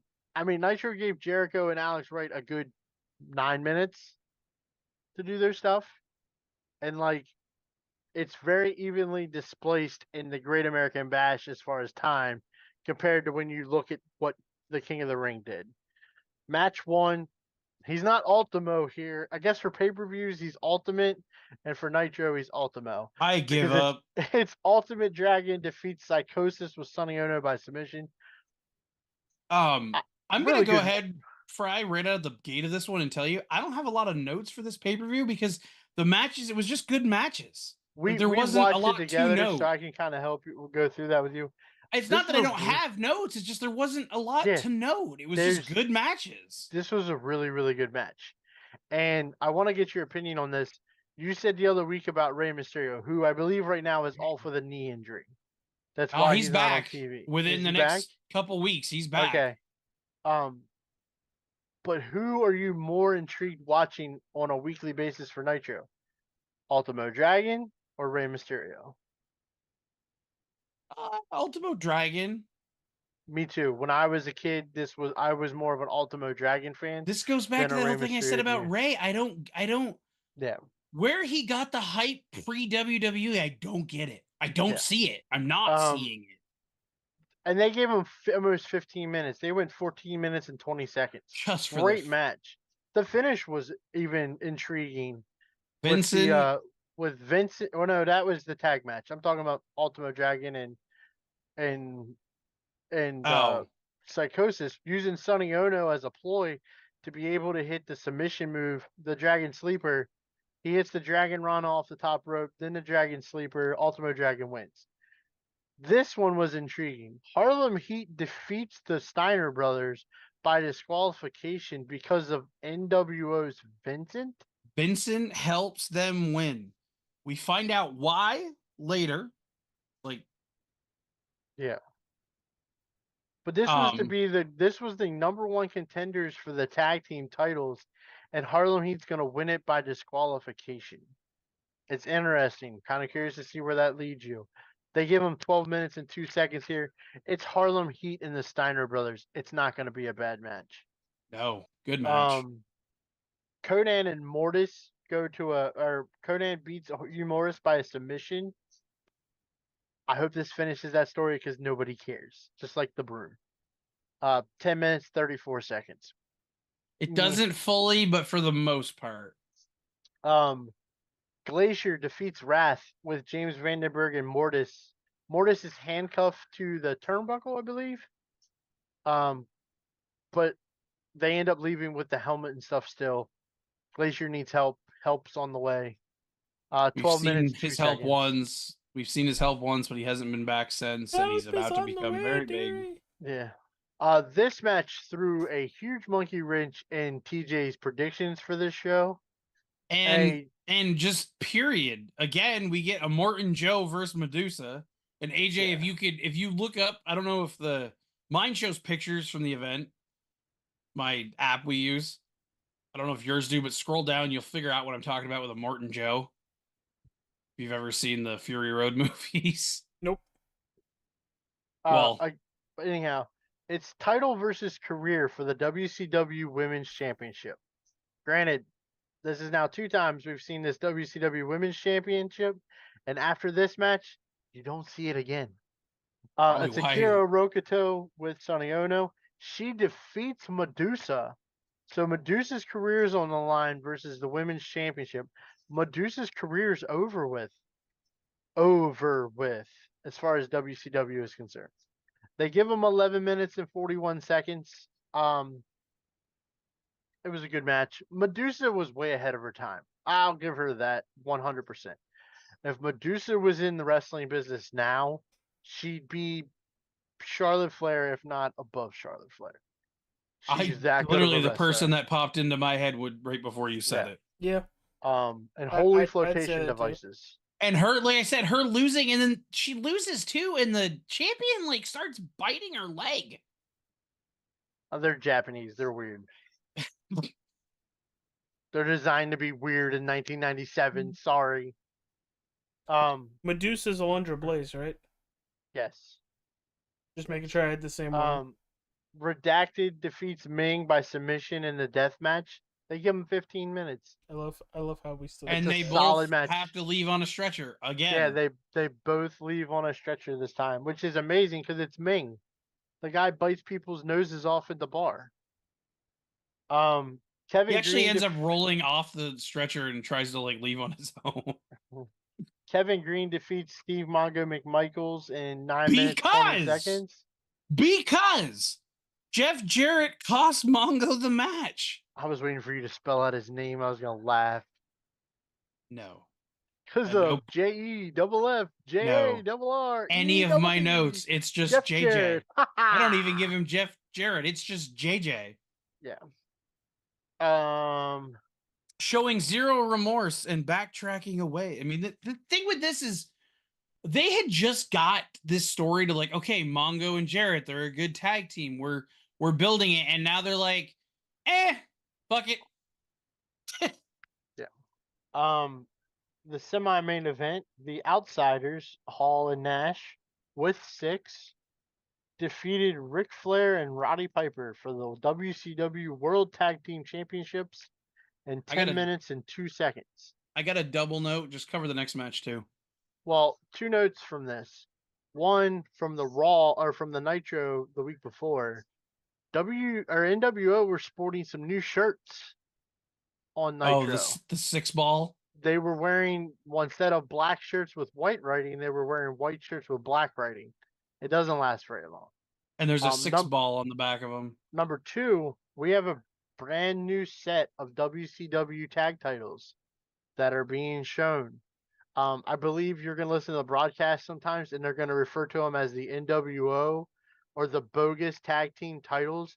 I don't know why they just didn't say these are the new version of the WCW tag titles. Not broken ones that they broke. Yeah, they redid them. The only thing they did wrong with these belts, and I do love these. I love the original WCW tag titles. I like these versions as well. The only thing they did wrong was they made the center plate way too small, and the side plates are just as big as the center plate. Later on in the years, they make the center plate much bigger, but in my opinion, they make them too big. I would have liked to see them be about the same size as the original WCW tag belts, but I do like these WCW tag titles that the NWO currently has. And then in the main event, I'm going to tell you guys this right now. This right here, this match is probably in my top 3 favorite WCW matches. The spot with the charcoal grill was hilarious. That whole area. And I can tell you that one of the other 3 is the match of these 2 the month or 2 months prior at Spring Stampede. This was Savage Flair 2. This is Savage Page 2. Or yeah, Savage Page Flair 1 at Spring Stampede is my favorite WCW match of all time. But this Lights Out match, Falls Count Anywhere, is right there with it. But they do it right because they want this feud to continue. Randy gets the win over Diamond Dallas Page. in about The 17 NWO minutes. pretty much runs roughshod here by the end of it all Yeah. over both these matches. That was my note, is that the NWO's continued dominance with the crowd chanting, "We want Sting. We want Sting," and Sting doesn't show. It's kind of, we were just talking about at the top of this show about a Wyatt Six group that was teased forever and finally got here. It's like by the time they pay off this Sting thing, it's like, eh.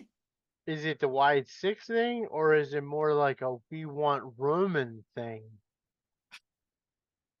I don't know. And Just it's like late? Sting just keeps showing up, and like you get this brief moment with him. It's like, do something, poke him with the stick, not the bat, and do something.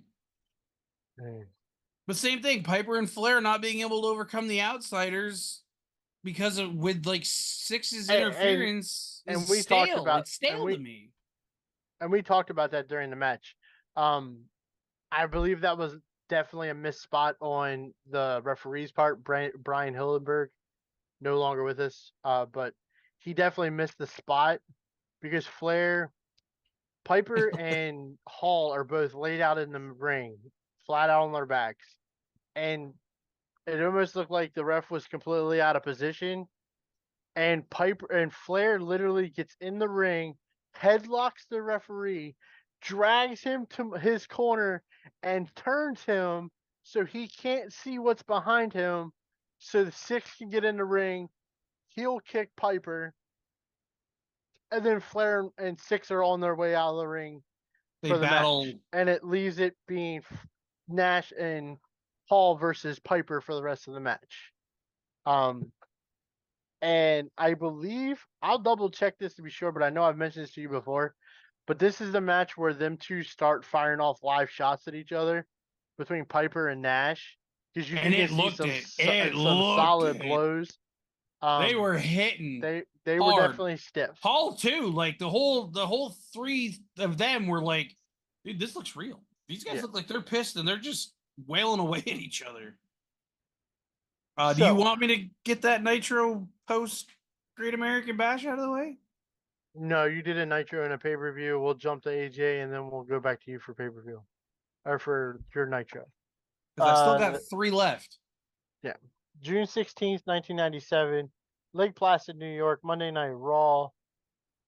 From the Olympic Arena. It literally, I'm just going to run through this real quick. It just seems like it's the same damn... let's give you got 5 minutes, give me what you got. That's what it looks like for this card. Owen and Bulldog defeat the New Blackjacks in the tag team quarterfinal tournament. 3 minutes and 35 seconds.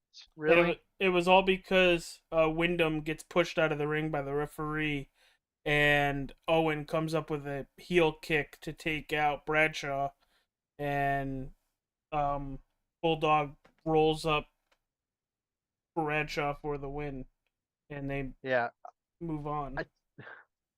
There's so many different stories going on Raw that there's not enough time to let them brew. Yeah, in my opinion. The King of the Ring, Hunter Hearst Helmsley, defeats Phineas Godwin in 3 minutes and 37 seconds. All because Phineas lip locked China. Like he actually grabbed her and kissed her. Ninth wonder of the world. Because if you go watch 6 Feet Under, and Taker, I'm giving a plug. You should help us out because we're plugging your show. If you go check out 6 Feet Under, the Undertaker's podcast on YouTube, he had Dennis Knight, aka Phineas Godwin, on his show just recently, and you find out that Phineas's true love is not China. It was never Sunny. Phineas Godwin is the first ever professional wrestler to ask Stephanie McMahon out to the movies. Oh, yeah. It wasn't Savage? Quiet. We're getting into some Lawler talk there. But anyhow, so digress. Chris Candido defeated Brian Christopher by disqualification. It doesn't even give me a timestamp on how long the match went. Because it didn't? Because Jerry Lawler gets in the ring and him and it's Jerry's kid. Yeah, exactly. and they clean house together. Was this Candino WCW or was this or ECW or is this okay? It was So is this USWA versus USWA versus ECW? yes. So it's Lawler's company versus Heyman's company. Yeah, Heyman was on commentary for this. Yeah, and I bet Heyman makes comments about Brian Christopher being his baby boy. That's what I thought. And Lawler and Lawler denies it all. Yeah. Goldust with Marlena defeats Jim the Anvil Neidhart, 3 minutes 47 seconds. Jim Neidhart is there to be a body to be counted. That's the only reason he's there is the Hart Foundation.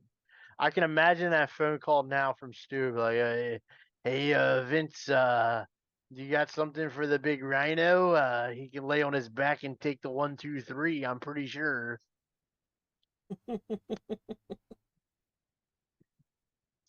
Next up, Stone Cold Steve Austin defeats Brian Pillman with the Hart Foundation by disqualification. 11 minutes and 45 seconds is the longest match on the entire night.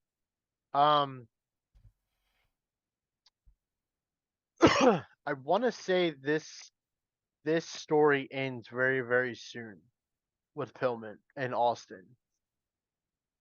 I think.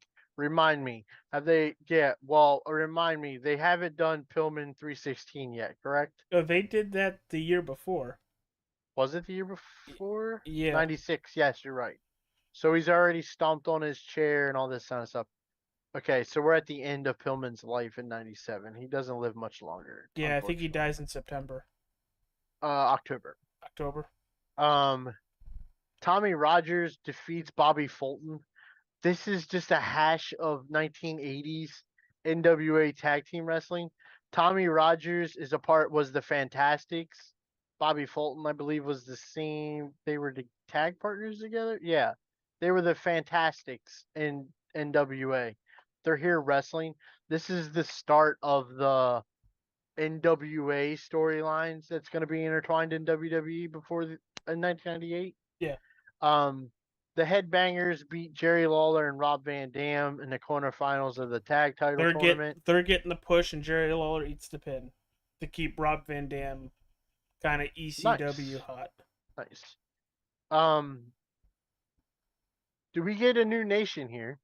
We do. Earlier in the night, Godfather mentions he's got 2 new members and they're big. Yeah, sorry.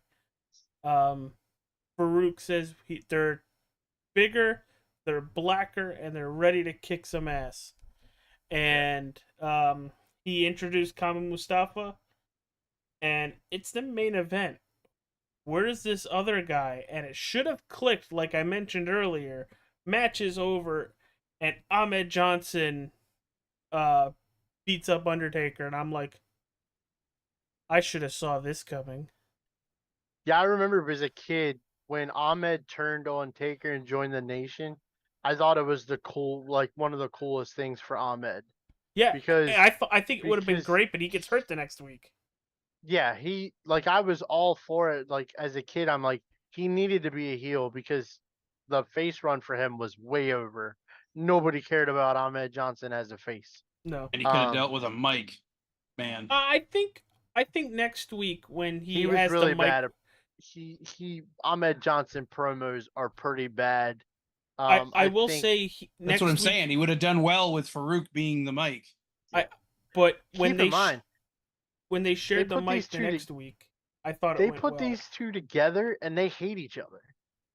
In real life, Ahmed Johnson and Farouk, Ron Simmons and Tony Norris hated each other's guts, but they worked together.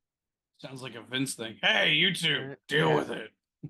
So you said Nation of Domination, Farouk and Kama defeat Ahmed and Taker as Ahmed turns on Taker. Yep. Do we get any more of the story with Paul Bear having control of Taker, or is the Nation thing takes front force? The Nation one took up, and Undertaker keeps making like little I don't want to do this kind of stuff, and listen to me, rigor mortis. Yeah. The dark match: Shamrock, Mankind, Taker defeat the Hart Foundation, Neidhart. Send the people home happy. Exactly. So, send them happy. Let's go June 16th. We're in the United Center in Chicago, Illinois for WCW Nitro, right? We are, and I do believe there might be some Chicago, Utah hate happening right now. 97 playoffs. Put it this way, it's mentioned by a certain worm. 97 wouldn't have been them. Just saying, they're in Chicago, and I know there's Hogan is mentioning some, well, I don't know what you want to call them, but from Utah. Okay. Because the night starts off with Hogan, Bischoff, and the Worm in the ring, calling out the Stinky Giant and Luger. How they apparently want to fight them, but now on their terms, not in an actual match. Gotcha. Which doesn't, and they just go to the back. You get 2 dark matches for this Nitro. Psychosis defeats Yuji Nagata, and the Steiner brothers defeat Public Enemy. Like we've seen a million times. Glacier defeats Mortis in 2 minutes and 15 seconds. Dean Malenko defeats. He can't get to Eddie, so he defeats Chavo Guerrero in 3 minutes and 33 seconds. Well, there's a little thing to that. Go ahead. Eddie, apparently we find out, I think in the next week, isn't cleared, and Chavo volunteers. Okay. But yet Eddie appears at the ramp. The next match is funny for me because we talked about this while we watched them. Super Calo defeated La Parca. The week prior, they had a 6-man tag match with. No, it's not Super Calo, it's Super Calo now. Kulo, whatever. No, it changed. Like another one, Ultimo Dragon, Ultimate Dragon. It's now Calo. But they had a 6-man match, and they used a wooden chair in the match. And I never went back to look to see. I never looked back to see if Calo stiffs La Parca in the match. But after the match is over, Calo, Juventud, and Dragon get the win. La Parca gets into the ring with the wooden chair and beats the living snot out of Super Calo while the other 2 are standing in the ring and nobody helps him. Like he's giving him his receipt back from getting potatoed with the chairs. Almost what it seems like. Except then after this match, a plastic chair gets breaking over Calo. Yeah. So this is weird because this has wrong. This says a tag team championship match. But a tag team match, Harlem Heat defeat the amazing French Canadians, TJ and Nate. Hold on a second. I'm gonna imagine this is a squash match. I didn't watch this Nitro back. French Canadians are on their way out the door anyway. Harlem Heat. What's with is the dude with the eye patch? Is that like legit? Yes, Carl Goulet. That's PCO right now. The walking Frankenstein guy from TNA. Yeah. That's Carl Ouellet. That's the same guy. What did was that a wrestling? Like what? I don't think so. I think it was when he was younger. Oh. WCW World Cruiserweight Championship 6 defeats Rey Mysterio in 4 minutes 55 seconds. Singles match. Ultimate. Here comes your weird booking, TJ, for the weeks to come. Ultimo Dragon, who's a cruiserweight, defeats Chris Jericho, who isn't a cruiserweight, in 4 minutes and 39 seconds. That was something I forgot about the last Nitro. They mentioned that Jericho had just gotten back from New Japan and having done really well over there and been gotten really far into some tournament for younger wrestlers. It was the Super Junior tournament. And he had done really well in it just to come back over here and lose a couple matches right in a row. So you were good over there, but you the bird. To end the show with 2 tag matches is a little weird to me. The first tag match, the greatest tag team name of all time. Vicious and Delicious. Scott Norton and Buff Bagwell defeat Dean Malenko and Jeff Jarrett. You know, I will now remember his name because of this team name. That's awesome. Vicious and Delicious was always cool to me. I always make them on 2K.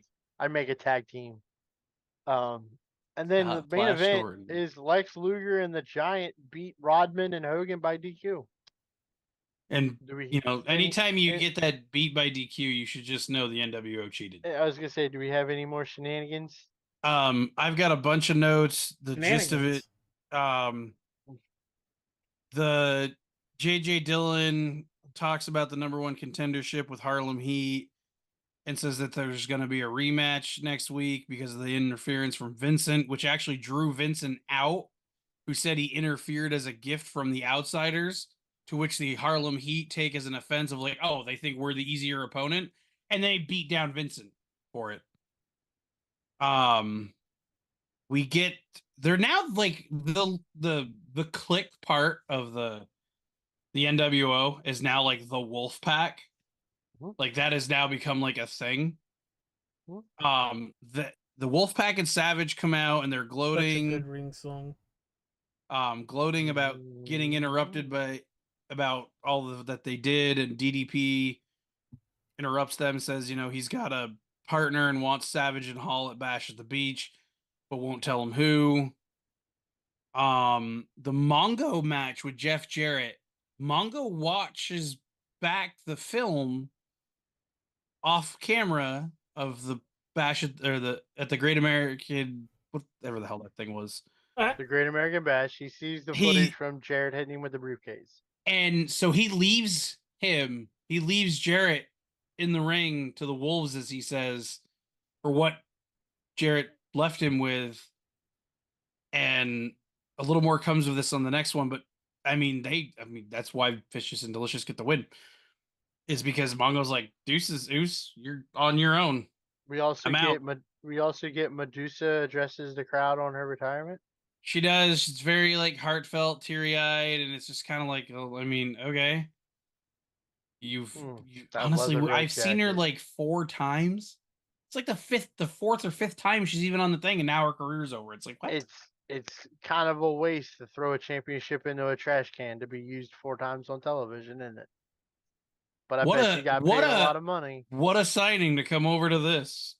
Awesome job. And the women haven't had any showing outside of sex dolls on WWE since. And then Luger and the Giant end up getting beat down by the NWO to close the show. Rodman's there, spray paint, the whole you got beat by the NWO, you're a joke with the paint and the whole thing. You know, that's what we do in Chicago. June 23rd. All right. So want to do back-to-back Nitros? Well, before we continue, you know how there was supposed to be a Hulk Hogan biopic movie with Chris Hemsworth playing Hulk Hogan? It's dead. Good. It got canned. Todd Phillips said there was a lot we wanted to do, including Chris Evans. The studio decided not to move forward on it. Good. You don't need a Hulk Hogan biopic. Give me another wrestling family. Give me like the Hart family. That would be a more interesting biopic. But give me actual information that's worth a damn, and not fast forward to when every kid dies in the family like they did for the Von Erich movie. That's why I'm not a fan of that Von Erich movie. This one took pills. This one died in Japan. This one has a chest hole. This one has a... All right. June 23rd, Monday Night Raw. Live from Cobo Hall in Detroit, Michigan. Cobo Hall is this site of, remember the monster truck match in WCW with Hogan and the Giant? That's the roof? Where this occurred, on the roof. The Giant fell off the roof! The opening contest, Ken Shamrock. This is one of his first matches, really, isn't it? Yes, and I think they put him in there with somebody that could... Against poor Rockabilly and the Honky Tonk Man. 2 minutes, 39 seconds. I'm going to imagine this was a squash. It was. But the Legion of Doom. Billy sold a lot for him. The Legion of Doom defeated the Godwins in the WWF Tag Team Title quarterfinal matches. Now, this is after the fact that Legion of Doom broke Henry's neck, correct? Yes. So this is him coming back from the Yes. neck break. They don't turn heel yet, right? No, they did not. Okay. There are flashes of it. Are they wearing the Confederate flag shirts under their bibs yet? No. Okay. Flash Funk versus Sabu ends in a double countout, 4 minutes 38 seconds. Without watching this, I'm going to take a wild guess. Sabu does a spot outside through a table and they both get counted out. He tries it 3 times, and on the third time it finally breaks. The first time he does it, it doesn't break, bounces right off. Paul Heyman goes, "We don't use pre-cut wood here." Then Sabu jumps on from the floor onto Flash Funk on the table, doesn't break, does a little cartwheel off, and then goes up and does the moonsault. Finally breaks, and the boom counted out. But apparently they had history back in ECW. Well, yeah, because Flash Funk was Too Cold Scorpio, and he wrestled in WCW and ECW for a good portion of his career. He also had a vendetta against Road Warrior Hawk, where at one point he was planning on killing Road Warrior Hawk. Oh crap! Yeah. Mankind defeats the British Bulldog in a DQ, 4 minutes and 9 seconds. You see what I mean? They're rushing through matches to get to the pre-roll or the interview segments, and that's not working for me. Just by reading your results, I don't want to watch it because I'm not watching a lot of wrestling. Owen and with Pillman defeats Goldust and Hunter Hearst Helmsley in a triple threat match to retain the Intercontinental title. The special guest referee is Apata Patterson. That was fun. Also with him being the special. Much time on that match.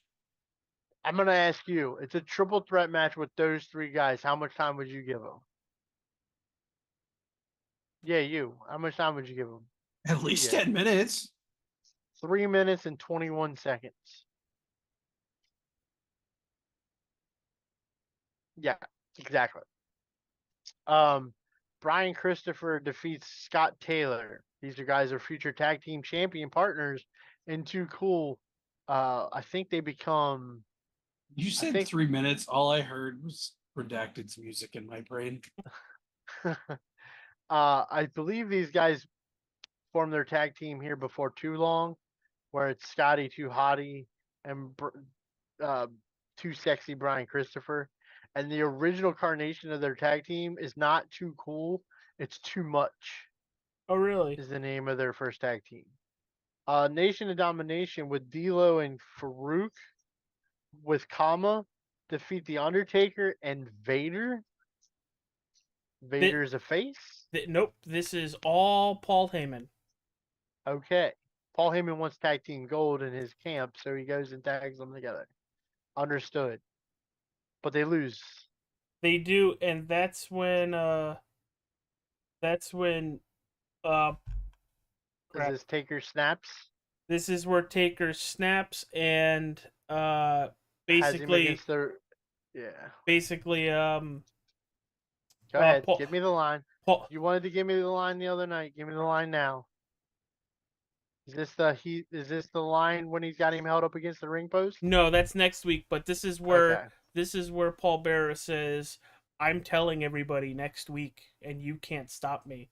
And then from the ramp, Undertaker goes, "Gotcha." And then Paul Bearer's face is like, "I just shit my pants." Yeah. Ironically enough, the dark match is the same dark match as it was last week. But hey, nobody from last week's show was there this week. Ken Shamrock, Mankind, Undertaker defeat the Hart Foundation. Send them home happy. It's always good. All right, we got two more of each. People buy tickets that way. One more of each. You haven't done my Nitro yet. June 23rd. The June 23rd, right? Yeah. I've got 2 Nitros. He's got 1 Raw. June 23rd, Macon, Georgia, Monday Night Nitro. Piper with the quote of the night. I'm here to make it. I'm here to making the bacon. All right. Tag match. Damien and La Parka defeat Public Enemy. Boy, they've fallen off a giant cliff. Payback from 2 weeks ago. Chris Jericho defeats Alex Wright. So at least they give him the win before what happens offline. Yeah, online or tag, something. Yeah, online. This keeps saying the tag team champions, but it's the Steiner brothers versus Harlem Heat. Or Steiner brothers defeat Harlem Heat. It's for the #1 contendership. Okay. Singles match. Hector Garza. Remember, we just saw him in WWF at the beginning of the year. We just saw him in WWF at the beginning of the year. Now he's on WCW. And he's defeating Viano 4. I don't know if there's 2. I've never seen 1 and 2. All we ever saw was 4 and 5. I don't know. For the Cruiserweight Championship title match, Six defeats Chavo Guerrero. So Chavo goes from getting beat up by Dean Malenko 1 week to getting a title match the next week. I got a note on that. We'll get there. Go ahead, give me your note. Earlier in the night, Eddie, because I said Eddie got spotted after the Malenko thing. Eddie tries to tell Chavo, "Hey, I got your back. You know, I got you. Like, I have a title shot tonight against Six. You take it." And as Chavo's getting murdered by the NWO, Eddie stands on the rank. That makes less sense than just telling me that Chavo gets a Cruiserweight title match because he got beat by Dean. How does a guy that's not cleared to wrestle get a Cruiserweight title match? Oh, he's cleared now. He's cleared. Okay, how does a guy that's not been on TV? He wasn't. So months... Eddie wasn't clear last week. So Chavo said, "Hey, I'll go for you." Because you know Malenko called out Guerrero. He didn't say which. He just said, "Guerrero, get out here." Here comes Chavo. So this week, Eddie's like, "I'm cleared now, but you take my title shot." And again, Chavo kind of gets, mauled. Shit canned. And Eddie stands on the ramp. Steve Mongo McMichael defeats Conan. Is there a broom involved here or no? There is a broom distraction. Okay. Hugh Morris comes out, which gets Conan not paying attention. And yeah. All right, a tag team match. Glacier has help finally. Ernest the Cat Miller and Glacier defeat High Voltage, Kenny Chaos, and Robbie Rage, a.k.a. Junior Steiner Brothers. Yeah. And then your main event. We did have a little, there was a thing with Mortis and Wrath, but they don't want, they won't just go to attack Glacier because he's not alone. Diamond Dallas Page defeats Scott Hall by disqualification. I'm going to guess it's an NWO run-in. Go figure. Hey, you yell at me for being repetitive. Notes for the show. It's the NWO. They're always going to try to get one over on you. They're also building to Bash at the Beach. Like heavily, even though I don't think it's till the middle of July. DDP and Kimberly kicked off the show. Love a good Kimberly kickoff. Just gonna throw that out there. Kimberly says she made some phone calls for DDP and got him a match with Hall later in the night. We touched on the Eddie thing. The Giant and Luger tell Mean Gene there'll be payback for the NWO beatdown they received last week at Bash at the Beach. There's an interesting spot here with Piper, Flair, and the Horsemen that I had to make a big note of. Piper comes out and he's kind of sort of dissing on Flair. He mentioned something about, he had a really funny line. I mean, I said I'm in making the bacon, but he says something about, why Flair always dates 2 women so that when he goes to sleep, they have somebody to talk to. Which he says that, and literally right after he says it, here comes Flair, no music, coming to the ring. There was some. This is all going back to the pay-per-view where there's discussion of like, did Flair leave him out to dry on purpose? And Piper's like, I don't believe that. I don't think that's what happened. And Flair's like, I wouldn't do that to you. That's not what this is. But it's just, it's a weird, tense moment between the two. And out come Mongo and Redacted. And at this point, we've also found out that Jeff Jarrett's been put on probation with the Horsemen. So it's just Redacted and Mongo comes out and starts finger pointing a certain chest of a kilted warrior, and he doesn't take kindly to that, to the point that, well, by the end of it all, Piper swings at Mongo, hits him, hits Redacted, and Flair's like, no, no, no, no. And then Flair has to start hitting him because they're horsemen, and then like it becomes the Flair and Piper, and Flair's like, nah, nah, nah, and Mongo takes him out, and they all end up beating down on Piper. And they literally cut away with it from it at that point. It's like, oh, okay, so we're now gonna do some sort of Flair Piper angle. Got it. The night ends, DDP's getting swarmed. Guess who saves him? From the crowd, though, not from the rafters. Sting. I'm assuming this ring they couldn't do the rafter thing. Probably not. So he comes from the crowd with the bat. I'll with never everybody forget- knowing. I'll never forget, and I'll touch this. The best line I've ever heard about Piper talking about Flair was the night that Ric Flair introduced himself. He walks up to Piper and he goes, "My name's Richard Morgan Flair. That's short for Dick." I've heard you say that multiple times, and it's still hilarious. It's one of my favorite Piper lines. Okay. So June 30th, 1997, the last one for both of you, and then we can get the hell out of here. I know it's been a long show. We are in Des Moines, Iowa, at the Veterans Memorial Coliseum. The go for home Monday show Night for Raw. Canadian Stampede. Okay. Well, maybe things will pick up here because they've been dead for the last 2 weeks. Ken Shamrock defeats Hunter Hearst Helmsley in 4 minutes and 41 seconds. They kick the crap out of each other, and it's Mankind hits the ramp, distracts Triple H. Ken Shamrock gets him with the belly to belly and wins. But during this match, Ken Shamrock has no problem putting his body on the line. He went through steel steps and he hit hard. I was like, oh, he's in. He can do this. The Nation of Domination with D'Lo and Farouk with Kama Mustafa defeat the Legion of Doom to advance in the WWF World Tag Team Title Tournament semifinal match. How far out are we from Rocky joining them? Not far. Not far at all. New Nation, go up. New Nation's got to win. Brian Christopher defeats Scott Putski in 3 minutes and 37 seconds. Surprised it doesn't say Jerry Lawler with them this time, because Jerry is with them. This is another USWA match. Brian Pillman defeats Mankind by count out 9 minutes and 2 seconds. I'm going to imagine that Hunter Hearst Helmsley interferes here and causes the count out. Yep. The Hart Foundation defeat the Headbangers in the semifinal match of the title tournament. So that means you have the Nation of Domination versus the Hart Foundation in the finals for the tag team title tournament. And winner's gonna go up against Triple H. Not Triple H. Stone Cold and a mystery partner. Yes. And they're still saying it's hopeful to be Shawn Michaels. Okay. Rockabilly versus Vader ends in a no contest. How the hell does that happen?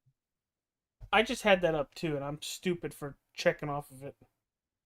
Because I read that and I was like, I watched this. Something tells me we should just check off of that. I don't. Taker comes out. That's what I was going to point to. Is this where Taker shows up and Undertaker? Yeah. And Paul Bear gives us your favorite line, which is, Kane, he's alive. He's alive. Your brother is alive.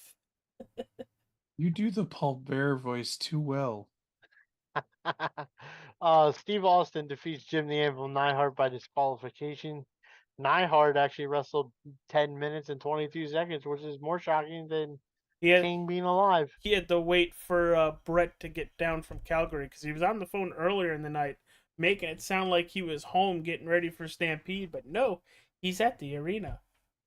And he comes in... AJ, you should go as Paul Bearer for Halloween this year. No! Dark match. Goldust, Ken Shamrock they're basically running through the Calgary Stampede main event here in this dark match, which is what they did a lot of times. Goldust, Shamrock, Austin, and Legion of Doom defeat the Hart Foundation. Brett, Pillman, Neihart, Owen, and the Bulldog. I, That's your main event for the Stampede match coming up. I'm excited for it because it seems like it's a Survivor Series match, but not a Survivor Series match. Yeah. The other dark match is the Undertaker defeats Vader. This is why Vader and them go to a no contest, because then the Undertaker defeats Vader to retain the WWF Championship. So it sounds like we're gonna be getting Kane soon. So what? Just curious sidebar. ECW, what's the status with that right now? During Like, this time During period? this time, they're not on television. They're only on syndicated television at like 2 in the morning in the New York area. Vince is helping them.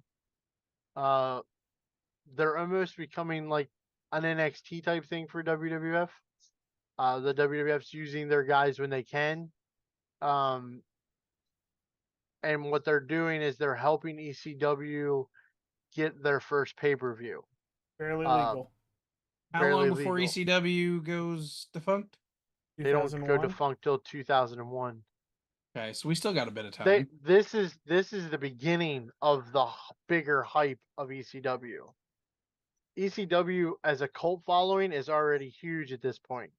This is the point where ECW gets mainstream popular Gets moving forward. eyeballs. Gets Yeah, WWE yeah. eyeballs. Yeah, and I then- love how there's ECW there's WWE ECW guys and there's ECW WWE guys or WWF guys. Yeah, there's guys from WWF going to ECW to do their shows, and they're keeping the storyline between both shows the same.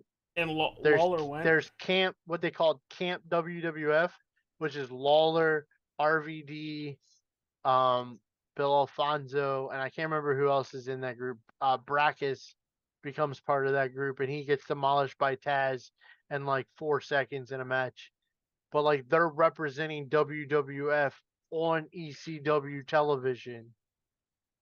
That's how Rob Van Dam gets the nickname Mr. Monday Night, because on storyline in ECW, he signed to WWF, Yep. not ECW.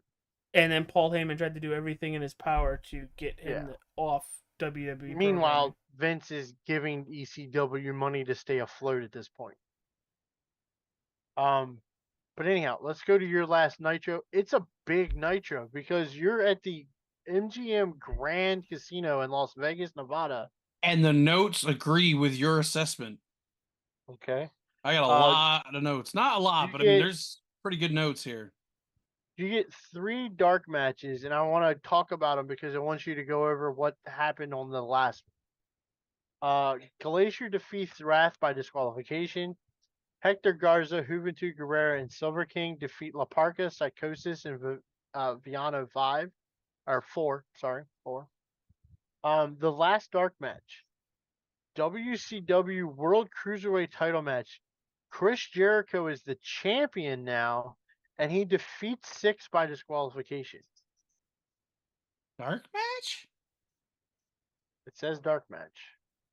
Defeats Six. Yeah, I see that he has a match right afterwards. Weird. But anyhow, so how is Jericho the champ? They did some like online pay-per-view Nitro thing. It wasn't really a pay-per-view, but it was like a Nitro. You were telling me a little bit about it because I was like, what the hell happened? They tried to do websodes before it became a thing. Basically what they did was they radio broadcast a house show on their website. Well, showing the video of it? I don't remember if it was a video or not. I don't remember these, to be honest with you. I didn't know about these till I got older. There's nowhere to find them unless somebody on YouTube's got like I would imagine the video epic hookup. I would imagine the video for him isn't all that great. But Jericho beat Six after Six beat, I think we talked, it was Juventud. I thought it was Ray. Ray. And then Jericho goes and beats Six and becomes the Cruiserweight champion. I'm kind of curious. if you go back and watch this Nitro at the very beginning, do they talk about Jericho becoming the new cruiserweight champion? It's more post match than Okay. pre match. Okay. Well, anyhow, they start off the show. First match of the show is Chris Jericho. So he's I going mean, to they work. mentioned that he won it at the thing. I'm kind of curious to go back and look at Jericho when he comes to the ring against Juventud and see if you can see if he just worked a match. You know what I mean? Like, is Right, he yeah. sweaty? But he defeats Juventud Guerrero to retain the cruiserweight title. Eddie Guerrero defeats Dean Malenko. He's finally cleared, and Chavo says, "I'm not taking your spot now." I don't know. I haven't seen this title defended in a couple of weeks now. The World Television title. Lord Steven Regal defeats Hector Garza in 3 minutes 36 seconds. Yeah, first You time I've can seen Regal in a while. you can tell by looking at this match card that this is this is not a go home show, but they're trying to get everybody on the card they possibly can and get as much NWO, Steiner, Harlem Heat, whatever the big name guys, their promos and everything. You can tell they're gonna do them because your match card times almost match a Raw card. Jericho and Juventud went 6 minutes 48 seconds. Eddie and Dean went 4 minutes. Lord Steven Regal and Hector Garza went 3 minutes and 36 seconds. Your next match, Psychosis versus defeats Super Calo, 2 minutes and 40 seconds. 6-man tag team match. The Four Horsemen, Benoit, Flair, and McMichael defeat the NWO, Bagwell, Masahiro Chono, and Scott Norton by disqualification. 3 minutes and 31 seconds. Any notes from that NWO match? That the final match of the night? No. We get two 6-man tag matches in this match. Or on this card. I don't think I had a note for that one. Okay. Tag team match. High Voltage. Steiner Brothers Jr. Kenny Chaos, Robbie Rage. They defeat Mortis and Wrath. And then United States title match. Jeff Jarrett defeats Conan. But there's because Glacier and the other guy there, I can't remember his name. Glacier they showed up and distracted him. It's Ernest the Cat Miller. They distracted him. Okay. Because what's the guy there? The manager's name there? James Hildebrand. He has like a little moment afterward. He's like, this won't stand. You're gonna pay for this kind of thing. Yeah. Like evil. Jarrett and Conan go 4 minutes and 11 seconds with Jarrett getting the win. And then this seems like just how much they talk about Hulk Hogan having creative control and using it when he felt like using it and made it just. This looks like Kevin Nash has creative control. Well, I got notes for this, but I don't want to touch on it yet. Kevin Nash versus Rey Mysterio Jr. goes 1 minute 48 seconds. I got notes, but we're not going to get there yet. And then the main event of the night, Diamond Dallas Page, Lex Luger, and the Giant versus the NWO, Kevin Nash, who just beat Rey Mysterio. Kevin Nash, Randy Savage, and Scott Hall with Liz go to a no contest in 4 minutes. It's never even I wouldn't even have called this a match. At no point was it ever a match. Okay. I'll get there in the notes. So the notes I've got for this one, Flair kicks off the night, comes to the ring with, funny enough, the two ladies, or at least two beautiful ladies, kind of playing off of what Piper said, and a mannequin Piper. I'm looking at his pictures. A mannequin Piper. I'm looking at the pictures from the show here. I don't think either one of them are Flair's wife. Well, no, but they're two beautiful women because that's what Piper said, and they end up leaving. Mean Gene, Flair, and the ladies are leaving by the end of the show. So yeah, that was kind of. I guess we're full blown setting up for the Piper Flair thing. Jericho, now the cruiserweight champion, did the thing and won it. He has a moment afterward where Six comes out and Six is like, as far as the NWO is concerned, you haven't won anything. He says actually Six says something very funny here. He says, the only thing you beat was whatever you did in your hotel room that night. And Chris Jericho puts the belt down and like claps like, oh, okay, that was a good one. So I don't know if there's some bad blood there. Rey Mysterio comes out and is complaining that he's been disrespected, doesn't like how he's been used, like being tossed like a lawn dart into the side of a trailer. They mention it. They end up showing it on this Nitro, and that he wants Nash in a fight. And Nash comes out like, okay, whatever. I'll fight you later. And so that match gets set up. Hogan and Bischoff come out right after that, hype up Bash at the Beach. Say the NWO's all here tonight. They're all gonna party, yada yada yada. They leave. The Steiners are interviewed talking with Mean Gene. They're now the number one contenders. They want their title shot. Oddly enough, out come the Outsiders again with a contract for a match, which the Steiners sign without ever reading the fine print. And the fine print, had they read it, says they got to beat Chono and Muta first before they can have their title shot. So I imagine that's going to be, I imagine the bad guys, they're going to have to fight the bad guys' lackeys at Bash at the Beach before they get their title shot. We cut to a strange person in the crowd. Raven is in the crowd in attendance this evening. We get a promo after Jeff Jarrett's match. Right at the end of the match, Jarrett gets help from Flair. Flair helps him get the win. He gives him a little bit of leverage for the submission he was doing. It ends up being the reason he wins. Jeff Jarrett starts cutting a promo with the rest of the Horsemen in the ring, talking to, kind of making it implied that, like, hey, I'm off probation, guys. We're back to being the Horsemen. To which Ric Flair says, nah, guy, actually, you're out. So they give Jeff Jarrett the boot from the Horsemen. This part got a little too close to home if you know the future, especially with Redacted standing in the ring. Jeff Jarrett says to Ric Flair, Flair, you just loaded a gun and put it to your own head, pal. And I'm going to be the one that pulls the trigger. And I'm like, ooh, this is not going to age well later. He We didn't get use a gun.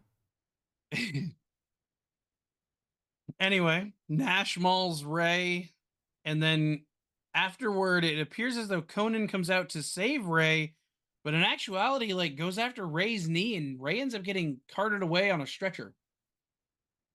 Mike Tenay tries to interview Raven. That goes nowhere. This is one of those little, like, side things. There was this following announcement is paid for by the NWO. There was an NWO Outsiders pin set.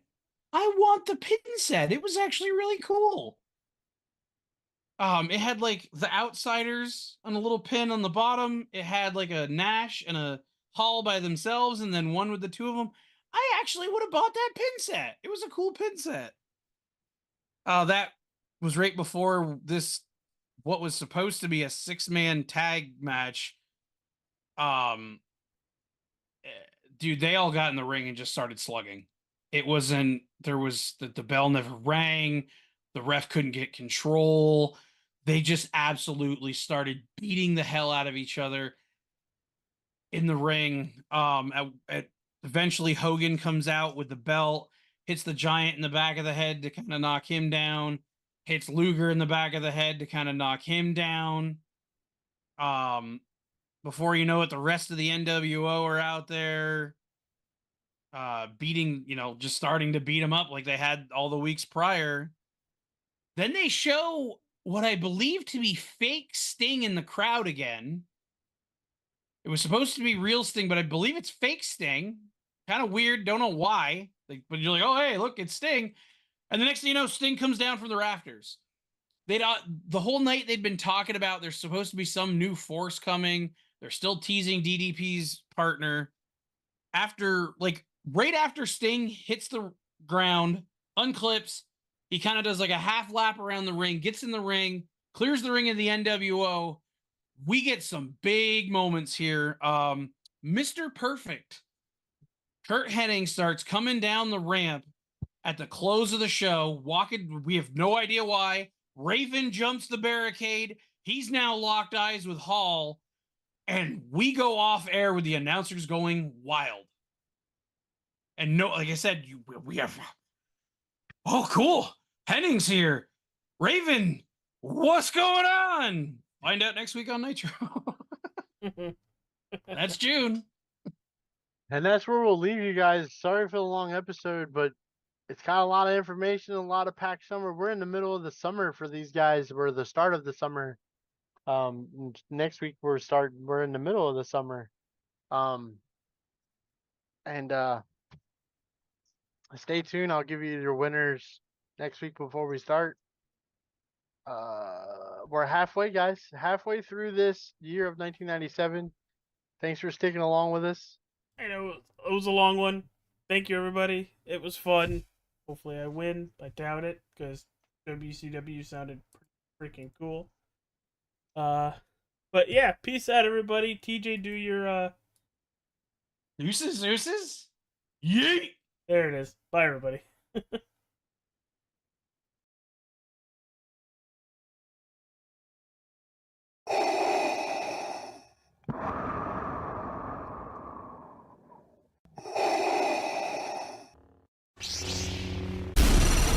From Mordor to Hogwarts to Gotham, the nerds have come together to create a show for nerds by nerds. Join nerds doing nerd things as they talk about all things nerdy. Stay up to date on the show by liking the Nerds Doing Nerd Things Facebook page.